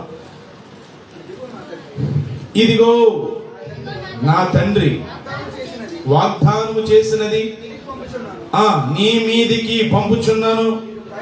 మీరు పైనుండి శక్తి పొందు వరకు పట్టణములో నిలిచి ఉండుడని వారితో చెప్పెను. ఆయన బేతనీయ వరకు వారిని తీసుకుని పోయి చేతులెత్తి వారిని ఆశీర్వదించెను. వారిని ఆశీర్వదించుచుండగా ఆయన వారిలో ప్రత్యేకింపబడి పరలోకములకు ఆరోహణమైపోయారు. ప్రభు అయిన యేసుక్రీస్తు. చప్పట్లు కొట్టండి. ఎప్పుడు జరిగిన సంఘటన ఇది? ప్రభు చనిపోయి పునరుద్ధరణై తిరిగి లేచి 40 దినాలు ఈ భూమి మీద సంచరించి మరలా పరలోకానికి ఆరోహణమైపోతున్న రోజది. పరలోకానికి వెళ్ళిపోతున్న రోజది. పరలోకానికి ఆరోహణమైపోతున్న ఆ రోజున తన శిష్యులైన వారిని బలపరుస్తూ ఈ మాట చెప్పాడు. ఆయన ఏం చెప్పాడు? యెరూషలేము మొదలుకొని సమస్త జనములలో ఆయన పేరట మారు మనసు పాపక్షమాపయు ప్రకటింపబడిననియు రాయబడి ఉన్నది. ఈ సంగతులకు మీరే సాక్షి. ఇదిగో నా తండ్రి చేసిన వాగ్దానం చేసినది మీ మీదకి, వాగ్దానం చేసినది మీ మీదకి పంపిస్తున్నా. మీరు పైనుండి శక్తి పొందు వరకు మీరు ఎక్కడ ఉండాలా? పట్టణంలోనే నిలిచి ఉండండి. పైనుండి శక్తి ఎలా వస్తుంది? పరిశుద్ధాత్మ పంపబడిన తర్వాత పెంతుకొస్తు పండుగ దినమున వారందరూ గదులు కూర్చున్నప్పుడు పైనుండి వారి మీదకి శక్తి వచ్చింది.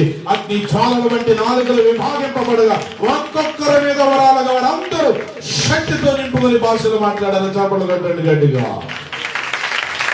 పైనుండి శక్తి ఎవరు పంపించారు? ఆయన వెళ్ళి నేను మిమ్మల్ని అనాథలుగా విడిచిపెట్టను కానీ నేను వెళ్ళి మీ కొరకు ఆదరణకర్తను పంపిస్తాను.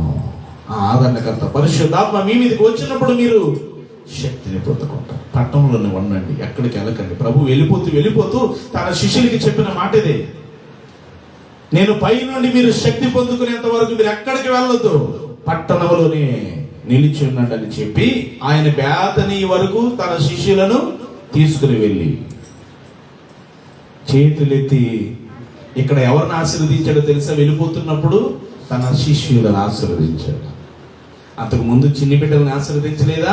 ఎత్తుకొని కౌగిలించుకొని వారి మీద చేతులుంచి చిన్ని బిడ్డల నాయకుడు రానీయడని చెప్పినప్పుడు ఆయన బిడ్డలను ఎత్తుకొని కౌగిలించుకొని వారి మీద చేతులుంచి వారిని ఆశీర్వదించిన చెయ్యి ఆయనది. ఇక్కడ శిష్యులను కూడా ఆయన చేతులెత్తి, ప్రభు అయిన యేసుక్రీస్తు ఏం చేశారమ్మా? చేతులెత్తి వారిని ఆశీర్వదించి ఆశీర్వదించుచుండగానే ఆయన పరలోకమునకు ఆరోహణమై అలా వెళ్ళిపోయారు. పరలోకానికి ఆరోహణమై వెళ్ళిపోయారు. ప్రత్యేకించబడి పరలోకమునకు ఆరోహణమైపోయారు. నీ చెయ్యి ఇతరులను దీవించడానికి ఉపయోగించాలి. స్తోత్రం. చాలా మంది బూడిదేస్తా ఉంటారు. ఇట్లా ఈ గొడవ దగ్గర చూడాలా, కింద నేల మీద ఉన్న బూడిద తీసేసి ఇలా చేసేసి ఆ బూడిదంతా ఎక్కడ ఉంటుంది? ఇలా చేసేసి ఎలా చేసేస్తే అలాగే వెళ్ళిపోద్దా? ఆవిడ ముఖం మీదకి వెళ్ళిపోద్ది. అప్పటికన్నా చిన్న పైరుగా అలా వేసింది అనుకోండి రివర్సులో. ఈ బూడిద అంత వచ్చి ఎలా అవుతామ్మా? ఏ బూడిదో తెలిసే పొయ్యిలో నుంచి తీస్తారు బూడిది. ఆ బూడిది కనుక ఇలా వేసామనుకో, అలా వేసేసి అలా చేతులు దింపేసరికి బూడిదంతా ఎక్కడ ఉంటుంది? ఆవిడ మొహం మీద ఉంటుంది. ఈ చెయ్యి బూడిద వేయడానికో శపించడానికో కాదు గాని మిమ్మల్ని బాధించే వారి కొరకు చేతులెత్తి ప్రార్థన చేయడానికి, మిమ్మల్ని శపించుచున్న వారిని దీవించడానికి ఈ చెయ్యిని మీరు ఉపయోగించారు. యేసయ్య ఎప్పుడైనా ఎవరినైనా ఆయన చేతులెత్తి శపించాడు అనంటే లేదే.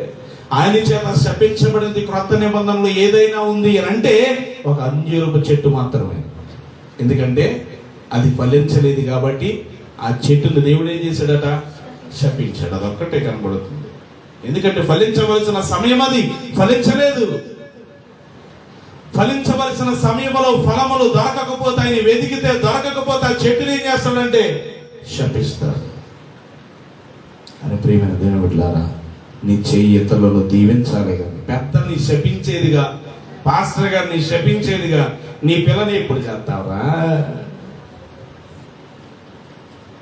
కొంతమందిలో ఉన్న పెద్దోళ్ళు ఇంకా మారలేదు. కొంతమంది చేతులు తిప్పేతా ఉంటారు.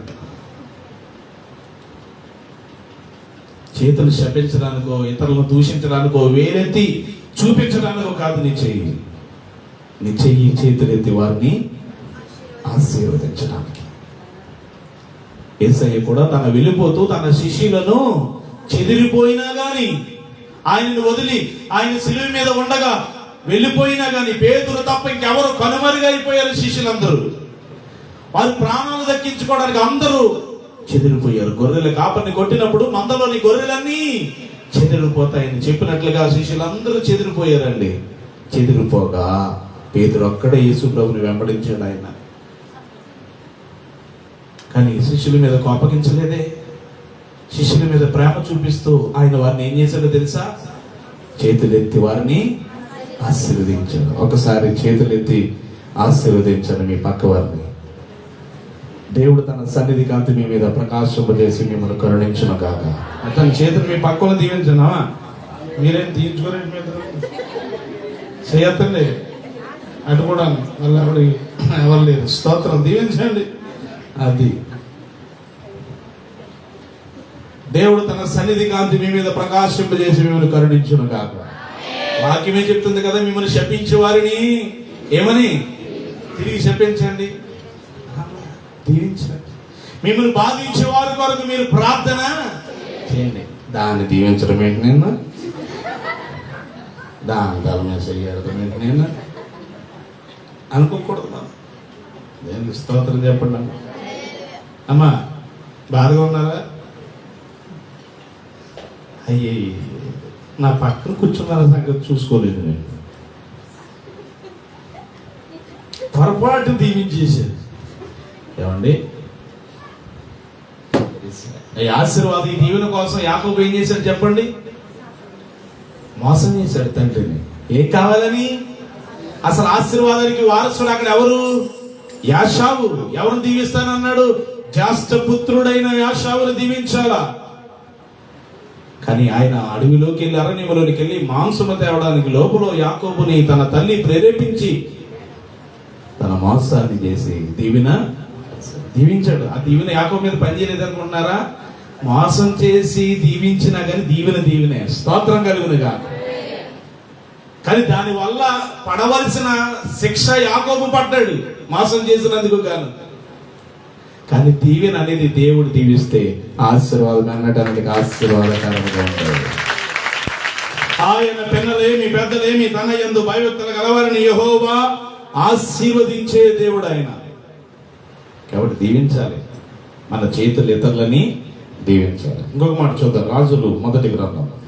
ఎన్నో రిఫరెన్స్ చూపించింది, మీకు రెండు చూపించేవాడి 3. రాజులు మొదటి గ్రంథం 8వ అధ్యాయం 22వ వచనం చూస్తే సొలొమోను చేతులెత్తి ఏం చేశాడు చూడండి. ఇశ్రాయేలు సమాజకులందరూ చూచుచుండగా సొలొమోను యెహోవా బలిపీఠం ఎదుట నిలవబడి ఆకాశము తట్టు చేతులెత్తి ఇట్లా నేను, యెహోవా ఇశ్రాయేలు దేవా, పైనున్న ఆకాశమందైనను కిందనున్న భూమి ఎందైనను నీ వంటి దేవుడు ఒక్కడును లేడు. పూర్ణ మనస్సుతో నీ దృష్టికి అనుకూలముగా నడుచు, నీ దాసుల విషయమై నీవు నిబంధనను నెరవేర్చు, కనికర చూపుచు ఉండువాడవై ఉన్నావు. దేవునిని హైలైట్ చేస్తున్నాడు అక్కడ. నువ్వు గొప్ప దేవుడు. ఆయన నిలబడింది ఎక్కడ? దేవుని మందిరములో బలిపీఠము ఎదురుగా నిలవబడి ఆకాశము తట్టు చేతులెత్తి, ప్రభా నీ వంటి దేవుడు మరొకడు ఆకాశం అందైనను. చెప్పండి ప్రభా, చెప్పండి. నీ వంటి దేవుడు ఆకాశమందనైనను క్రిందనున్న భూమి అందైనను ఒకడును, నీ వంటి దేవుడు ఒకడును లేడు. ఆయన్ని గొప్ప చేస్తున్నాడు అండి. చేతులెత్తి దేవుణ్ణి ఏం చేస్తున్నాడంటే పొగుడుతున్నాడు, ఆయనని ఘనపరుస్తున్నాడు. హల్లెలూయా. ఇప్పుడు కూడా మీరు ఎక్కడున్నారు? యెహోవా మందిరము ఎదుట, లేదా బలిపీఠం ఎదుట, లేదా దేవుడి నివాసము, దేవుని సన్నిధిలో మీరు ఎదురుగా నిలుచుండి ఏం చేస్తున్నారు చెప్పండి?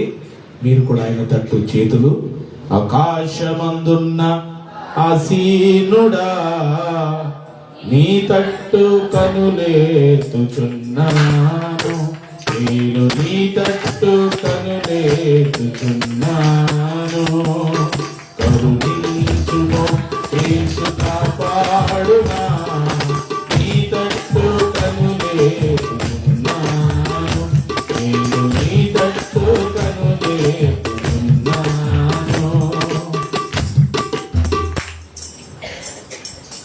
కన్నులు మాత్రమే కాదు, చేతులను, మన హృదయమును ఆయన తట్టు ఎత్తి ఆయనను ఆరాధించాలి. స్తోత్రం కలుగును కాదు. అమ్మ డాక్టర్ గారి దగ్గరికి వెళ్తే ఏమంటాడమ్మా? ఆయన స్టెథోస్కోప్ పెట్టుకుని ఏమంటాడమ్మా? అమ్మా ఊరు పిలిచు, వదులు అంటాడా లేదా? లేదా? చెకప్ చేసినప్పుడు అంటారు డాక్టర్ గారు, చెకప్ చేస్తాడు ఆయన. ఊపిరి పిలిచి అంటాడు, ఇప్పుడు వదులు, నేను చెప్తానప్పుడు వదులు అంటాడు.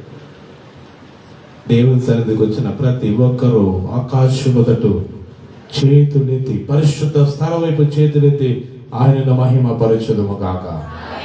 నాకున్న మంచి అలవాట్లో ఇంకొక అలవాటు ఏంటంటే, నేను ప్రార్థన చేస్తున్నప్పుడు దేవుని మందిరమునికి పరిశుద్ధ స్థలం వైపు ప్రతిరోజు నా గదిలో చేతులెత్తి ఆ గదిలో మందిరం వైపు తిరిగి మందిరం ఎట్లా ఉంటుంది? ఇట్లా తూర్పు పడమలు ఉంటున్నాయి. ఆ మందిరం వైపు తిరిగి ప్రార్థన చేస్తాను నేను. స్తోత్రం కలుగునుగా. అలా ప్రార్థన చేసినటువంటి ప్రార్థనలకి దేవుడు గొప్ప సమాధానాలు అనుగ్రహిస్తూ ఉంటాడు. ఒక వాగ్దానాన్ని ఎత్తిపట్టి ప్రార్థన చేస్తావు. నీవు ఆయనకు ప్రార్థన చేయగా ఆయన నీ మనవి ఆలకించును, నీ మృక్కుబడులు నువ్వు చెల్లిస్తావు. నీవు దేనినైనా యోచన చేయగలదు, నీ కొరకు స్థిరపరచబడి నీ మార్గముల మీద వెలుగు ప్రకాశించిన వాగ్దానాన్ని ఎత్తిపట్టి ప్రార్థన చేస్తాం. యెహోవా సేవకులారా, రాత్రి యెహోవా మందిరంలో రాత్రి నిలిచిండు వారులారా, మీరందరూ యెహోవాను సన్నిధించండి. పరిశుద్ధ స్థలం వైపు మీ చేతులెత్తి యెహోవా నామమును సన్నిధించండి. ఇక్కడ సొలొమోను దేవుని మందిరము లోపలికి వచ్చి బలిపీఠం ఎదుట నిలబడి ఆకాశము తట్టు చేతులెత్తి, బయట మాత్రమే కాదు లోపలికి వచ్చిన తర్వాత కూడా మన పవిత్రమైన చేతులెత్తి ఆకాశము తట్టు చేతులెత్తి మన దేవుని ఏం చేయాలా? ఘనపరచాలి, పొగడాలి.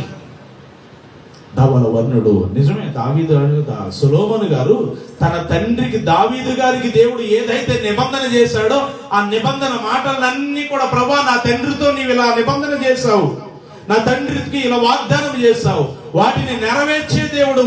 ఇదిగో మందిరము కట్టాడు. అక్కడ మందిరము కట్టిన తర్వాత ప్రార్థన చేస్తున్నాడు. గొప్ప మందిరం కట్టబడిన తర్వాత ఆ మందిరంలోకి వచ్చి, అయ్యా నువ్వు ఆకాశములు మహా ఆకాశములు పట్టజాలనంత దేవుడు, కేవలం నేను కట్టించిన ఈ మందిరంలో నీవు ఎలాగో పట్టగలవు అని ప్రార్థన చేస్తాడు. కింద వచనాల్లో చూస్తే గొప్ప మందిరం కట్టించాడు యెరూషలేములో. మందిరము కట్టించాను అంటాడు, నువ్వు గొప్ప దేవుడే, నువ్వు అంతటి గొప్పవాడవు, నేను నిర్మించిన ఈ మందిరములో నువ్వు ఎలాగో పట్టగలుగుతావు, కానీ నిన్ను మహిమపరచుట కొరకే, నిన్ను ఆరాధించుట కొరకే, నిన్ను సేవించుట కొరకే మేము ఈ మందిరాన్ని కట్టుకొని ఉన్నామయ్యా. నిజమే, దేవుడు ఆకాశములు మహా ఆకాశములు పట్టజాలనంత దేవుడు ఆయన. కానీ చిన్న గర్భములో, ఒక స్త్రీ గర్భములో విడిపోయాడు. ఈ రోజున నీ హృదయంలో నా హృదయంలో కలిసిపోయాడు ఆయన. హల్లెలూయా. దేవునితో సమానంగా ఉండటం విడిచిపెట్టుకున్న భాగ్యం ఎంచుకోలేదు. మనుషుల పోలికకు పుట్టి దాసుల స్వరూపం ధరించుకుని తను తాను రిక్తునిగా నీ కొరకు నా కొరకు ఆయన చేసుకున్నాడు. నిజం, ఈ రోజున ఈ దేహం దేవుని ఆలయంగా మారిపోయింది. ఈ దేహం దేవుడు నివసించే దేవాలయముగా మారిపోయింది. రోజున ఆలోచించారు. అందుకని మీరు చేతులెత్తి దేవుని ఏం చేయాలా? ఘనపరచండి, పొగడాలి. నేను ఒకటే సింపుల్ లాజిక్ మీకు చెప్తున్నా. మీకు ఏ ప్రార్థనకైతే సమాధానం రావట్లేదో, మీరు ఏ గర్భం అయితే మీకు తెరవబడలేదో, ఏ అప్పు అయితే మీకు ఇంకా తెరబడలేదో, ఇంకా మీరు దేని కొరకైతే నిరీక్షణ కలిగి ఉన్నారో, దాని నిమిత్తమై గదిలోనికి వెళ్ళి దేవాలయంలోనికి వచ్చినప్పుడు దేవాలయంలో, ఇంటిలో ఉన్నప్పుడు ఇంటిలో ప్రతిరోజు కొంత సమయం పెట్టుకొని చేతులెత్తి మీరు ఆయన కొరకు, ఆ సమస్య కొరకు మీరు ఏం చేయాలా? ప్రార్థన. చేతులు బరువెక్కినా సరే, మీకు జయం వస్తుందంటే చేతులు దించేస్తారా? ఉంచుతారా? ఉంచుతాం. మనకి జయం వస్తుంది, నీ అప్పు పలానా ఇంకా కొన్ని సెకండ్లో తీర్చబడబోతుంది అంటే ఆ సెకండ్లన్నీ అయ్యేంత వరకు ఉంచుతామా లేదా? ఉంచుతాం. ఎందుకంటే నీ అప్పు తీర్చబడిపోతుంది కాబట్టి. నీ రోగం ఇదిగో 130 సెకండ్లకి నువ్వు చేతులెత్తి అలా ప్రార్థన చేస్తూ ఉండగలిగితే ఆ రోగం తొలగబోతుందని అన్నాడు అనుకోండి దేవుడు. 130 సెకండ్లు దాటేంత వరకు నీ చేతులు అలాగే లాగినా సహిస్తావు. దేవుని కనపరచడానికి కూడా ఆ రీతిగా నీ శరీరం నలగొట్టుకోవాలి. మీ శరీరములను సజీవ యాగములుగా దేవునికి సమర్పించుకోనండి అని అంటే ఇదే అర్థం. మన శరీరం ప్రభు కొరకు నలగొట్టబడాలి. దేవుని శరీరం నలగొట్టబడలేదా? నీ శాపపు కాడిని విరగొట్టడానికి ఉదయం 9 గంటలకు సిలివేస్తే మధ్యాహ్నం 3 గంటల వరకు 3 బ్రేకుల మీద ఆయన వేలాడుతూనే ఆయన చేతులు చాపబడే ఉన్నాయి, నిన్ను నన్ను రక్షించడానికి, పరిశుద్ధునిగా పవిత్రునిగా చేయడానికి. లాక్కోవడానికి ఉన్న చేతులు మనకన్నా ఉంటుందేమో, ఆయన లాక్కోవడానికి లేదు. ఏం వేశారు ఆయన చేతులకి? మేకులు వేయబడ్డాయి. తీసుకోవడానికి ఉందా? ఆ చెయ్యి అలా కదిలితే చాలు, ఈ చేతిలో గుచ్చిన మేకు వల్ల భయంకరమైన నొప్పి, మంట అనుభవించాల్సి వస్తుంది. ఈ 2 మేకుల మీద చేతులు, కాళ్ళు, అంటే చేతుల మీద మధ్యలో ఏమైనా ఉందా? బ్యాలెన్సింగ్ ఏమి లేదు. అంటే 2 చేతులు అలా వేలాడిపోతున్నాయి. వేలాడిపోతున్నప్పుడు ఈ మేకు వల్ల ఈ అర్ర చెయ్యిలో ఎంత నొప్పి పుడుతుందో ఆలోచించండి. మధ్యలో సపోర్ట్ ఏమి లేదుగా, మధ్యలో ఇంకేముంది?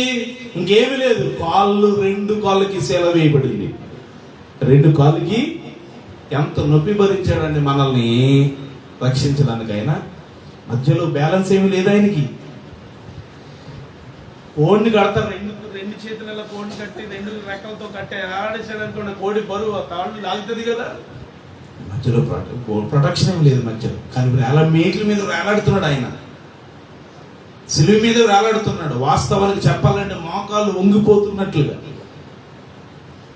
ఎంతో వేదన. 9 గంటలకు అయింది. తెలుగు బైబిల్ ప్రకారంగా ఆయనకి సిలువేసినప్పుడు పగలు 9 గంటలకు అయింది, మధ్యాహ్నం 3 గంటల వరకు అలాగే ఉన్నాడు ఆయన. ఏలి ఏలి లామా సబక్తాని చెప్పాడు. తండ్రి ఎలా నన్ను చేయి విడిచిపెట్టావు? తండ్రి నీ చేతికి నా ఆత్మను అప్పగించుకొనుచున్నానని చెప్పి తల వంచి ప్రాణం నీ కొరకు నా కొరకు విడిచాడు. ఆయన ఏదో తప్పు చేస్తే ప్రాణం విడవలేదు. నీ చేతులను పవిత్రపరచడానికి ఆయన చేతుల్లో సేరదు. ఆయన చెయ్యి చనిపోయిన వారిని లేపింది, యాయిరు కుమార్తె లేపింది, లాజరును లేపింది. ఆయన చెయ్యి యాయిరు కుమార్తెను లేపింది, విధవరాలి కుమారుని లేపింది. ఆయన చేతులు అనేక మంది రోగుల మీద చేతుల నుంచి స్వస్థపరిచిన చెయ్యిలవి. నీ కొరకు నా కొరకు ఆకాశానికి భూమికి మధ్య ఆయన సిలువలో రాలడాయి ఆ చేతులు. అవి పవిత్రమైన చేతులు. అవి ఈ అపవిత్రతను తొలగించడానికి ఆ పవిత్రమైన చేతులు గాయపరచబడ్డాయి. ఈ రోజున మన చేతులు పవిత్రమైనవేనా, మన తలంపులు పవిత్రమైనవేనా? ఒక్కసారి ఆలోచన చేద్దాం. ముగిస్తున్నా, ప్రార్థనలోనికి వెళదాం. సిలువలో యేసయ్య నీ కొరకు తన చేతులు చాపి నీ కొరకు వేలాడాడు. కనీసం చేతులు ఎత్తి ఆరాధన చేయలేకపోతున్నావు నువ్వు. కనీసం చేతులు ఎత్తి. అఫ్ కోర్స్ నువ్వు తినే ఆహార పదార్థాల వల్ల బలహీనతని కలిగి ఉండొచ్చేమో, కాళ్ళు పోట్లు రావచ్చేమో, కానీ ఎంత పోటును అనుభవించాడు ఆయన. నీ కాళ్ళు లాగితే వెనక్కి తీసుకోవడానికి చాపడానికి ఉంది, కానీ దేవుడు నీ కోసం ఆయన చేతులు వెనక్కి తీసుకోవడానికి అవకాశం లేదు. ఆయన చేతులు వెనక్కి తీసుకోవడానికి అవకాశం లేదు. కళ్ళు మూసుకోండి, చిన్న ప్రార్థన చేస్తాం. వాక్యం ఫలించు కొరకు ప్రార్థన చేసుకుందాం. ఒక్క నిమిషం దేవుని సన్నిధిలో మీరు ప్రార్థన చేయండి. ఒక్కసారి లేచి నిలబడదామా? మీరు లేచి నిలబడండి. చాలా లేచి నిలబడి మీ చేతులు ఆయన వైపు పూర్తిగా చాపండి. నిజమే, మోషే చేతులు చాపినప్పుడు నీ చేతులు దేని వైపు చాపబడుతున్నాయా? లేదా ఇతరులను బాధించడానికి, వేలు ప్రతి చూపించడానికి, అన్యాయం చేయడానికి, అక్రమం చేయడానికి నీ చేతులు చాపబడుతున్నాయా? అలా ఉంటే అపవిత్రమైన చేతులు అవి. నువ్వు ప్రార్థిస్తే పవిత్రమైన చేతులు ఎత్తాలి. దేవుణ్ణి పొగడాలి, గణపరచాలంటే సొలొమోను వలె దేవుని మందిరం ఎదుట, బలిపీఠం ఎదుట ఆయన నిలబడి ఆకాశము తట ఆయన చేతులెత్తి ఆయన ప్రార్థన చేస్తున్నాడు. దేవుని గణపరుస్తున్నాడు ఆయన. చిన్ని ప్రార్థన చేస్తావా? మీరందరూ మీ చేతులు నిటారుగా చాపండి. సగం అనుకోకండి. సగం ఘనత దేవునికి ఇవ్వకండి. పూర్తిగా మీరు గొడ్లు పూసుకోండి. ఎవరు మిమ్మల్ని చూడరు. నేను కూడా మిమ్మల్ని చూడను. మీరేమి సిగ్గుపడక మీ ప్రక్క వారిని మర్చిపోనండి. మేము కళ్ళు మూసుకున్నాం. మిమ్మల్ని ఎవరు చూడరు. మీరు చేతులు చాపి ఎవరు చూడరు. మిమ్మల్ని ఎవరు వీడియోగ్రఫీ తీయట్లేదు. మీరు రెండు చేతులు దేని వైపు చాపి పూర్ణ మనసుతో ఒక్కసారి దేవుని స్తుతించండి చాలు. దేవుని పొగడండి చాలు. దేవుణ్ణి ఆరాధించండి చాలు. దేవుడు మిమ్మల్ని దీవిస్తాడు. మీరే అపాయములో ఉన్నారో, ఒకవేళ దేని నిమిత్తమై ఏ శత్రువుతో మీరు పోరాడుతున్నారో, అది షుగర్ అయినా బీపీ అయినా, చేతులెత్తి ప్రార్థన చేయడం ద్వారా దేవుడు అద్భుతాన్ని జరిగించలేదా? నీ షుగర్ అన్నప్పుడు నార్మల్లోనే ఉంటుంది. నువ్వు చేతులెత్తి ప్రార్థన చేసి చూడు. ప్రియ సహోదరి, సహోదరుడా, దేవుని సన్నిధిలో ఆయనను కనపరచడానికి నీ చేతులు ఎత్తండి. పిల్లలారా, యవనస్తులారా, కళ్ళు మూసుకోండి, చేతులు చాపండి. యేసయ్యా స్తోత్రం అని చెప్పండి. అయ్యా, ఆకాశం అందైనను భూమి అందైనను నీ వంటి దేవుడు ఒక్కడును ప్రభా లేడయ్యా. సొలొమోను వలె ఈరోజు నువ్వు కూడా దేవుని స్తుతించు. అయ్యా, నువ్వు ధవలవరుడవయ్యా, రత్నవరుడవయ్యా, అధికాంక్షణీయుడవయ్యా. నీ వంటి దేవుడు ఆకాశం అందైన ఎవరు లేరయ్యా. హల్లెలూయా, హల్లెలూయా. అమ్మ, చేతులు ఇంకా పూర్తిగా చాపండి తల్లి. ఇంకా చేతులు పూర్తిగా చాపండి. ఏమైనా ఎవరు చూడట్లేదు, ఎవరు ఇబ్బంది పడరు, ఎవరు ఇబ్బందులు పెట్టేది లేదు. ఈ రోజున మీరు చిన్ని ప్రార్థన చేయండి. దేవుణ్ణి అడగండి. చేతులు చాపితే నీకు జయం వస్తుంది. సగం చేతులు ఎత్తావా, సగమే విజయం వస్తుందేమో. పూర్తిగా దేవుని వైపు చాపండి. పూర్తిగా చేతులు చాపి బరువెక్కిన కానీ చాపబడిన చేయి అట్లాగే ఉంచండి. చాపిన చేతులు అట్లాగే ఉంచండి. నేను చెప్పేంత వరకు నీ అప్పు నీకు తీర్చబడుతుంది. అడుగు ఇప్పుడే. నువ్వు ఏ శత్రువుతో? అమాలేకులతో వారు పోరాడుతున్నారు. ఇశ్రాయేలీయులు అమాలేకులతో పోరాడుతున్నారు వారు. నువ్వు దేనితో పోరాడుతున్నావు? షుగర్తోనా, అప్పుతోనా? దేనితో పోరాడుతున్నా? ఈరోజు నీకు జయం ఇవ్వబడుతుంది. దేవుడు నీకు విజయాన్ని ఇస్తాడు. నువ్వు నమ్ము. దేవుడు నీకు కార్యం జరిగిస్తాడు. చేతులెత్తు. గర్భఫలం కోసం తల్లి, ఇదే మీకు అనుకున్న సమయం. చేతులెత్తు, ప్రార్థన చేయి. మోయబడిన గర్భాన్ని దేవుడు తెలుస్తాడు. నా అప్పు కూడా తీర్చబడుతుంది. చేతులెత్తి ప్రార్థన చేస్తే చాలు. నీ శత్రువు నీ అన్న అవ్వచ్చు, నీ చెల్లి అవ్వచ్చు, నీ పెదనాన్న అవ్వచ్చు, నీ అక్క చెల్లెలు అవ్వచ్చు, నీకు శత్రువు. వారిపై జయమునిస్తాడు ఆయన. శత్రువులపై జయమునిస్తాడు నీకు. నీవు ఆయనకి ఇష్టడుగా, ఇష్టరాలుగా నువ్వు జీవిస్తే నీకు చేతులు లాగినా సరే అలాగే చాపబడి ఉంచండి. ఎందుకంటే దేవుడు నీ కోసం, నా కోసం 3 బ్రేకుల మీద ఆయన వేలాడలేదా? ఆయన వేలాడాడు. ఏ ఉద్యోగం కోసం ఎదురు చూస్తున్నావు? దేనికోసం ఎదురు చూస్తున్నావు? ఈరోజు నీకు జయం ఇవ్వడానికి దేవుడు ఈ వర్తమానం ఇచ్చాడు. చేతులెత్తితే అమాలేకులపై ఇశ్రాయేలీయులు విజయం పొందినట్లుగా నీ రోగంపై, నీ అప్పుపై, నీ సమస్యలపై, నీ శత్రువులపై విజయం పొందుతావు. నీవు మర్చిపోవద్దు. ఇది ఆరాధనలా కాదు, ఇది సువార్త సభలాగా దేవుడు నీకు ఇస్తున్నాడు. ప్రతి వారం గొప్ప ఉజ్జీవ సభలాగా జరుగుతీస్తున్న దేవుడు. ఇది ఆరాధన కాదు, ఇది గొప్ప ఉజ్జీవాన్ని దేవుడు మీకు ఇస్తున్నాడు. దేవుడు మీకు ఇస్తున్నాడు. చింతించదు. దేవుడు మీకు ఇస్తున్న గొప్ప విజయం ఇది. చింతించద్దు. ఈరోజు ప్రభు మాట్లాడుతున్నాడు నీతో. నువ్వు చింతిస్తున్నావా? ఏ శత్రువు అయితే నీ మీద అధికారం చలాయిస్తుందో, ఏ అప్పు నీ మీద ఏలుబడి చేస్తుందో, ఏ సమస్య నీ మీద ఏలుబడి చేస్తుందో, ఆ అప్పును దేవుడు జయింపజేసేటట్టుగా చేస్తాడు. కేవలం నీ చేతులెత్తిన ద్వారా, చేతులెత్తిన ద్వారా దేవుడు గొప్ప జయమును దేవుడు నీకు ఇస్తాడు. ప్రార్థన చేయండి.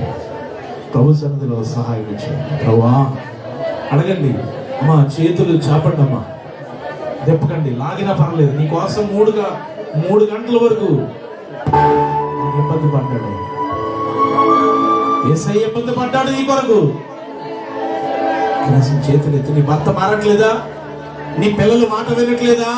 చేతులెత్తి ఆయన వైపు. విలాప వాక్యంలో రాయబడుతున్న రీతిగా నీవు లేచి రేయి మొదటి జామున నీ పసి పిల్లల ప్రాణము కొరకు ప్రభు సన్నిధిని నీళ్లు కుమ్మరించినట్లుగా నీ సన్నిధిని, దేవుని సన్నిధిలో చేతులెత్తి నీళ్లు కుమ్మరించి ప్రార్థించు. రేయి మొదటి జామున చేతులు చాపండి, వేకువ జామున చేతులు చాపండి, మధ్యాహ్నం చేతులు చాపండి. ఇట్టి శాసనం సంతకం చేయబడినని తెలిసినా దానియేలు యథాప్రకారంగా వెళ్ళాడు. చేతులు లాగినా సరే భయపడొద్దు. మీకు విజయం కావాలంటే చేతులు చాపే ఉంచండి. గూడు లాగినా పర్వాలేదు, ప్రభు కోసం నీ శరీరం నలిగినా పర్వాలేదు. అడుగు. నీకు జయం వచ్చేంత వరకు ఈ రీతిగానే ప్రార్థించాయి. నీకంటే గనుడు ఎవరూ లేరు, అది గుర్తించు. నీకంటే ఐశ్వర్యవంతుడు ఎవరూ లేరు, నీకంటే ఐశ్వర్యవంతుడు ఎవరు లేరు. ఆ ఐశ్వర్యాన్ని నువ్వు స్వతంత్రించుకోక, దేవుడిచ్చే ఆరోగ్యాన్ని స్వతంత్రించుకోక సాతానుడు నిన్ను గలిబిలి చేస్తున్నాడు. ఏ అప్పు అయితే, ఏ శ్రమ అయితే, ఏ కష్టమైతే నువ్వు ఏది కలుగుతుందో వాటిపై విజయం పొందాలి. లోకములు జయించిన విజయం మన విశ్వాసమే. విజయం పొందాలి. ఎవరు దరిద్రులుగా ఉండడానికి వీల్లేదు, ఎవరు రోగిష్ఠులుగా ఉండడానికి వీల్లేదు, ఎవరు పాపులుగా ఉండడానికి వీల్లేదు. కడగబడాలి, శుద్ధి చేయబడాలి. దేవుడు దోషములు కనిపెట్టి చూస్తే మనలో దోషము లేకుండా మనం కనబడాలి. దుష్టుని అగ్ని బాణాలు ఆర్పే స్థితిలో నీవు ఉండాలి. దేవుని సన్నిధిలో నువ్వు నుంచున్నావు. పాపుల మార్గం నువ్వు నిలవకు. దేవుని సన్నిధిలో నిలబడి నీవు శ్రమలలో నిలబడి నీవు. ఈ దేవుని బిడ్డలారా, సింహములు నాగుపాములు త్రొక్కాల, భుజంగములను అనగద్రొక్కాల. దావీదు గొలియాతు మీద నుంచున్నట్టు శత్రువుపై నువ్వు నుంచోవాలి. శత్రువుపై నువ్వు నుంచోవాలి. శత్రువులు నీ మీద ఏ మాత్రము విజయము పొందలేదు. ఎంత అద్భుతం ఈ మధ్యాహ్నం. ఎక్కడో లేదు పరలోకం, నీతోనే ఉంది పరలోకం. ఎక్కడో లేదు దేవుని ప్రసన్నత, నీ మీదే పనిచేస్తుంది దేవుని ప్రసన్నత. ఎక్కడో లేదు గొప్ప కార్యాలు, నీతోనే ఉన్నాయి దేవుని కార్యాలు. దేవుని అవి అనుభవించకే నువ్వు తొట్టుపడుతున్నావు, అనుభవించకే నువ్వు తొట్టుపడుతున్నావు. నీకు జయం కావాలి. నాకు కూడా చేతులు చాపాలని ఎంతో ఆశగా ఉంది, కానీ మిమ్మల్ని బలపరచాలి. అయితే నేను ప్రతిదినము దేవుని సన్నిధిలో చేతులెత్తి ప్రార్థన చేయగలుగుతా. మోషే సేవకుడు పరిశుద్ధ స్థలం వైపు చేతులు ఎత్తాడు. ఈ రోజున నీవు కూడా ఆయన బిడ్డవి, ఆయన పరిచర్యలో ఉన్నదివి. గొప్ప జయాన్ని నువ్వు పొందంటాడు. మీరు చిన్న ప్రార్థన చేసుకుని, ఎవరికి వాళ్ళే చిన్న ప్రార్థన చేసుకుని మీ చేతులు కిందకి దింపుకోవచ్చు. మీరు చిన్న ప్రార్థన చేసుకుని మీ చేతులు కిందకి దింపుకోవచ్చు. మీరు చిన్న ప్రార్థన చేసుకుని దేని కొరకైతే మీరు చేతులు ఎత్తారో ఈరోజు చేతులు ఎత్తి దీవించడానికి చేయొద్దు, ఇతరులకు దానం చేయడానికి, ఇతరులకు సహాయం చేయడానికి చేతులు చాలు. ఈ వాక్యం అయిపోలేదు, చాలా వాక్యం ఉంది, కానీ ఈ మాటలు చాలు. మీకు ఇది మీరు చేస్తే చాలు, దేవుడు మీకు గొప్ప జయాన్ని ఇస్తాడు. ప్రార్థన చేసుకుని, ఎవరికి వాళ్ళని ప్రార్థన చేసుకుని ప్రభు సన్నిధిలో చిన్న ప్రార్థన చేసుకుని, ప్రభు సన్నిధిలో చిన్న ప్రార్థన చేసుకుని మీ ప్రార్థన మీ చేతులు కిందకి దింపుకోవచ్చు. మీరు చిన్న ప్రార్థన చేసుకొని మీరు చేతులు దింపుకోవచ్చు. బంగారం మనల్ని రక్షించలేదు, ఆస్తిపాస్తులు మనల్ని రక్షించలేదు.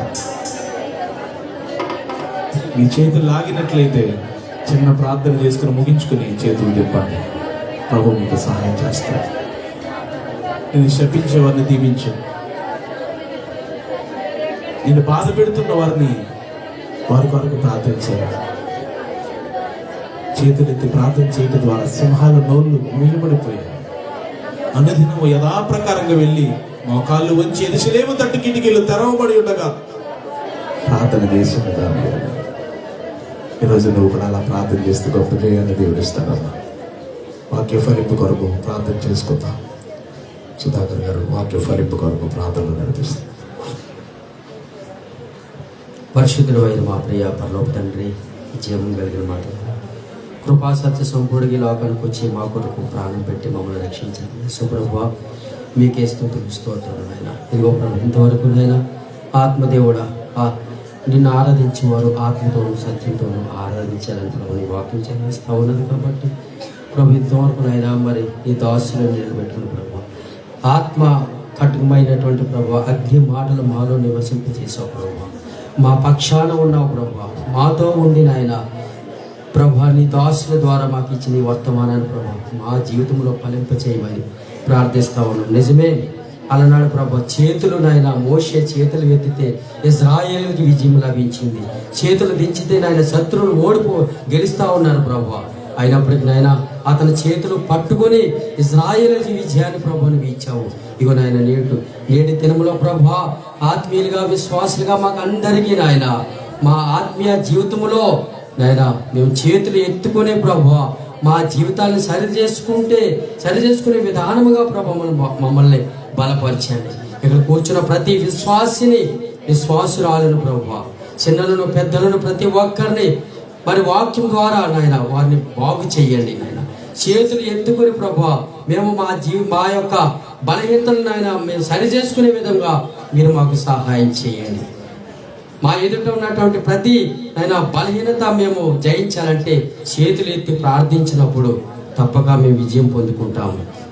అలాంటి నాయన ఈ యొక్క చేతులు ఎత్తుకునే మేము నీతో నడిచే భాగ్యము ప్రతి ఒక్కరికి దయచేయమని ఈ వాక్యాన్ని మా జీవితంలో ఫలింపజేసి నీకు మహిమకరంగా జీవిస్తూ నీ నామాన్ని హెచ్చిస్తూ నీ నామాన్ని గణపరుస్తూ నీ నామాన్ని ప్రభువా గణపరుస్తూ ప్రతి దినము మా ఆత్మీయ జీవితంలో ప్రభువా మిమ్మల్ని స్తుతించేవారుగా గణపరిచేవారుగా మమ్మల్ని నడిపించమని నేను కూర్చున్న ప్రతి ఒక్కరిని ప్రభువా మీ ఆత్మలో ఫలింపజేసి నీ ముఖ కాంతితో ప్రకాశింపజేయమని ప్రభువా ఈ మా మాటలు నాయన వృధా పోకోకుండా మా జీవితాన్ని ఎప్పటికప్పుడు నాయన నీతో పెనవేసుకునే జీవితాన్ని మాకందరికి దయచేయమని ఈ దాసుని ఇంకా బహుగా బలపరచమని ఈ చిన్న ప్రార్థన యేసయ్య పరిశుద్ధ నామములో అడిగి వేడుకుంటున్నాం తండ్రి, ఆమేన్. కూర్చుందాం. మరి మంచిది సమయంలో సాక్ష్యాలు ఎవరైనా ఉన్నట్లయితే తెలియపరచండి. రేపు మన పెద్దలు వసంతరావు గారి యొక్క